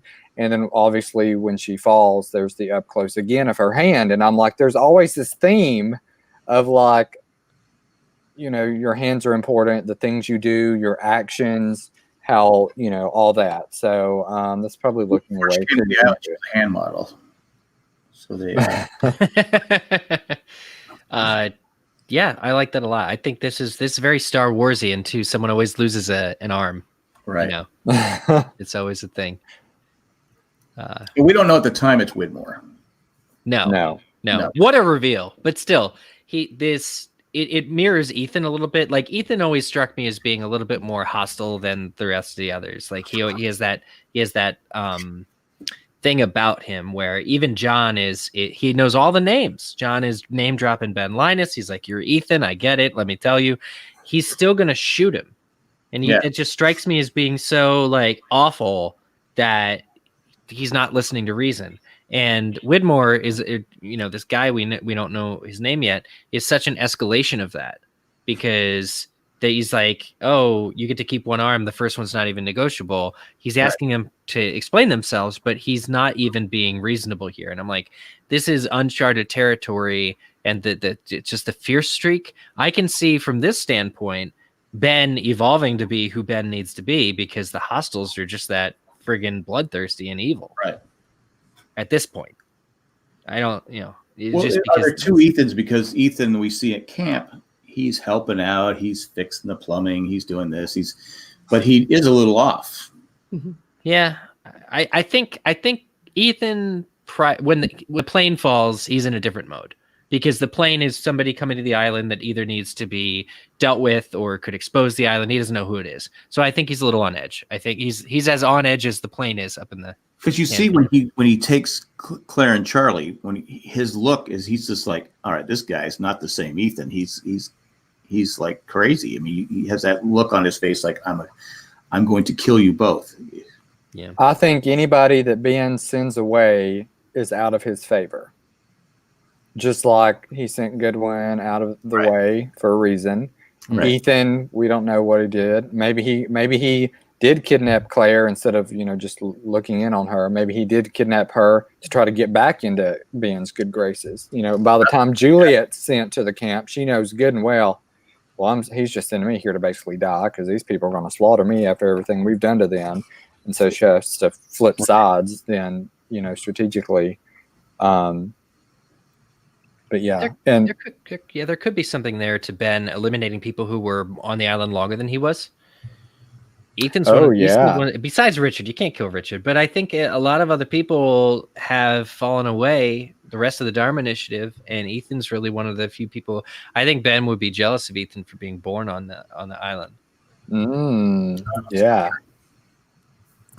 So I guess the last thing is the scene with Eloise Hawking, which I loved.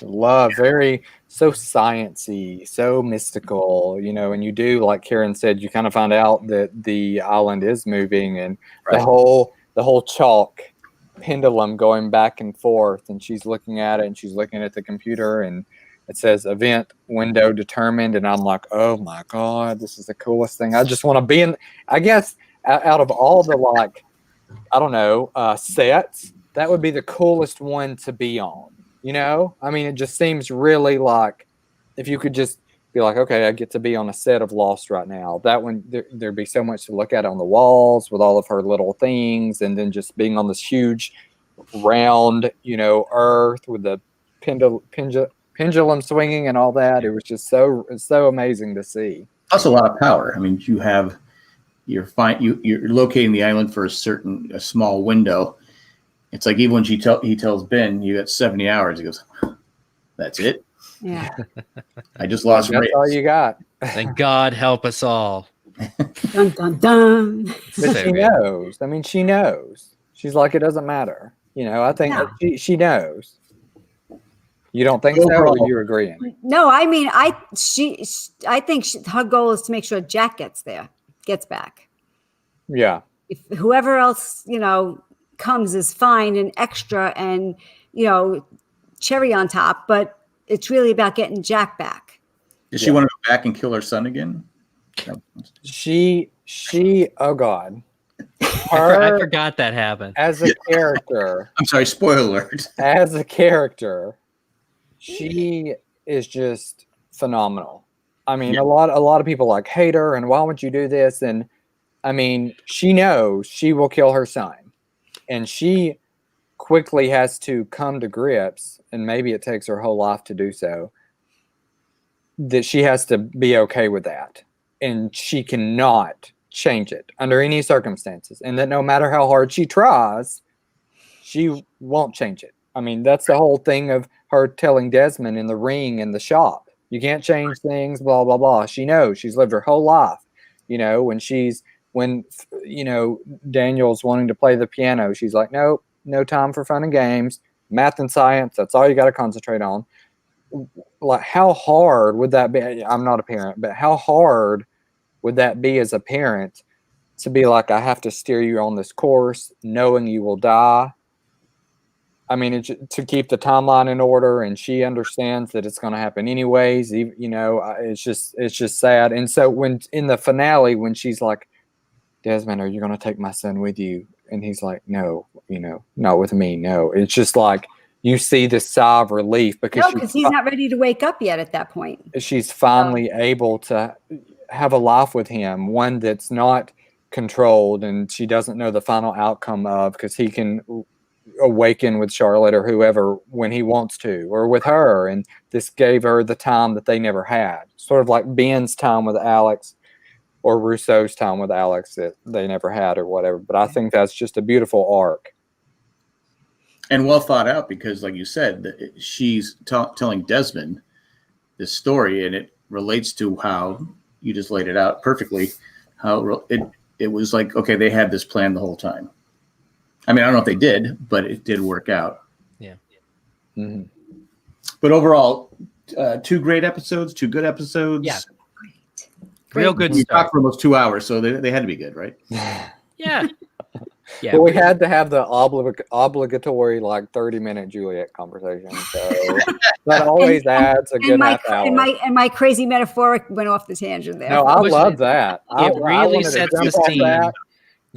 We're at the point in the rewatch where that sort of discussion is needed to be. And yes. We should always be looking forward from this point as much as we can. That's why I was very happy to go through season 5, and I'm going to keep going and finish, because it's going to make me appreciate these episodes even more. Right. Because they clearly had the end game in mind now, and so a lot of these things come back.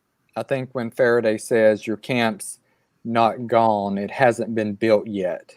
That was just, I'm buckling in. I'm ready to see this. I want to know what's about to happen because I'm so excited about this time travel thing. I mean, these first 5 episodes of season 5 are just some of my favorite. In the Outrigger, the Flaming Arrows. Look at it. The what? They changed the way we looked at time travel. I mean, it wasn't your simple like I said, go back to the 70s and 80s, but already 60s. I remember the show. It was called I think it was Time Tunnel or whatever it was. Oh yeah. Yeah. But they changed history. They changed it all the time. But that was the 60s. You could do that. So, but they would go into a tunnel But anyway. Now was that Quantum Leap? No, that was later. I want to say Time Tunnel. That sounds familiar. Time travel. God, now it's going to bother me, but yeah. I know our age is showing. Stop it! Don't make fun of the old people. That's all we had. We only had 4 channels. We had Land of the Giant. I love that show. Yeah, that was a great show. The original Lost in Space. So come on. Yeah, that's awesome. Good. Now, just keep in mind now that we're in this far. We'll be season 5. We know that they're trying to get back to the island. They have to come back to the island, and you'll start to see that tail end evolution of them, especially Jack having to start over again. And we do see Jack make different choices when he goes back to the island as he did previously. So he's learning. So the awakening is manifesting a little bit clearer, and everybody's starting to get their footing on what's supposed to be, but they have to start over again. And I feel like Jack, as you said, when he starts over, he kind of goes to the extreme like Locke did. He's like, I'm here, it's my destiny. And he's like, I've already saved Ben once and I did it for you, Kate. I'm not going to do it again. Right. And that was like a huge, like you said, Juliet, do no harm doctor thing. Right. For him to go against that was big. Right. Big. And then, of course, like Locke thought that, not pushing the button would do something. Right. Jack thought detonating the bomb would do something. So they kind of had their own casualty. I feel like they kind of like Boone was Locke's casualty, Juliet was Jack's, and then Son and Jen, Saeed was Sawyer's. That's how I look at it. Sacrifices are coming, and they're a necessary part of the island. Sacrifice. One big lie from Ben. Jack asked him, "Did you see Locke off the island?" He said, "No." Right. Yeah. Huge lie. Huge lie. We know that's a lie. Right. Of course, he's a lie. They wheeled him right in. They wheeled him right into Jack on a gurney. I did write in my notes. Matthew Fox's acting. I rarely get the inclination of like, oh yeah, there's something really, really special happening. But these episodes showing Jack obviously in his deteriorated state, trying to get better, but also just you can tell how much he's relying on Ben to be his guiding light, and he's a broken man, and in his interactions with again Hurley's dad, there's a part of Jack that gets it. He can't help but understand what's being said to him. So you just huge props to Matthew Fox in particular for starting this season off. And Cheech Marin, who was Cheech and Chong. I mean, when he became a dramatic actor, it's like, huh? Who would have thought it? Because if you watch his, Cheech and Chong, Up in Smoke, and all the other great movies from the 70s, he was far from a dramatic actor, but he became a great. I'd have to look at the exact timeline, but if you think about it, when Jack, or where he's at now, I mean, he literally dies in like less than 2 weeks. That's true, yeah. So they're about to go back, and then it's just like a week. Yeah, just several days, which is really weird to think about because you think, there's 2 full seasons basically to still get through, but it's only a matter of days. Crazy. So Well, at that point, we're on a train, so it's moving. It's going Yeah. quick. yeah, for sure. We're on the fast track, right? We're going. Yeah. We're on a submarine. Great episodes. Yes. Yeah, At this very point, good. Anybody have something they want to promote, push? If anybody wants to investigate my insanity, you can find it at on Karen's Lost Notebook at Blogspot on the web. You can read all the insanity. Every little letter of the crazy is there. Enjoy it.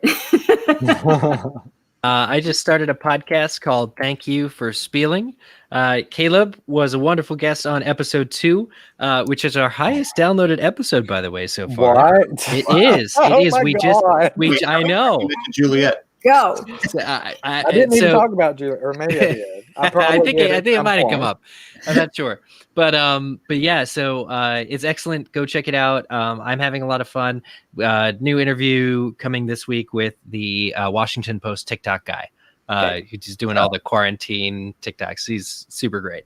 Cool. So go check that out at wherever podcasts are found. Nice. That's awesome. Yeah. Caleb. I struggle with mental health issues, and I wrote a book about it. It's a book of poetry, and you can find it on Amazon, Barnes and Noble, Books A Million, places like that online. I have a website, calebislost.com. It'll bring you to it. I'm not really much on social media right now because of the world, but you can check that out. That's great. Oh, and just go learn a lot about Juliet and Elizabeth Mitchell because she's great. He's really the leader of the Juliet fan club. I wish we'd get a hold of her and have her on here. I know. That would be awesome. No, I'm kidding. Do what? I said we wouldn't have Caleb on as a guest. Oh my God. I'm joking. If you get her ever, I will go over here to my shelf and I will pull out Jughead and I will show everybody. Okay. I was kidding. If we Here's ever her, met her, one of her outfits right there. That one from season 4. But It's there until I steal it off you all. But you bet not. This was a great chat. Over 2 hours. Wow. Everyone that stayed with us in the because there's still one person left in the that's watching us live. But hey, thanks for joining us. We'll be back next week to talk about episodes. It's Jughead and I can't remember the other one, but it's Jughead. What is it? The Little Prince.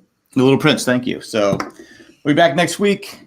Thanks for everyone who joined us, and thank you everyone here and all that fun stuff. thank you guys. Yeah. Thank you. It's a pleasure every time. Thank you.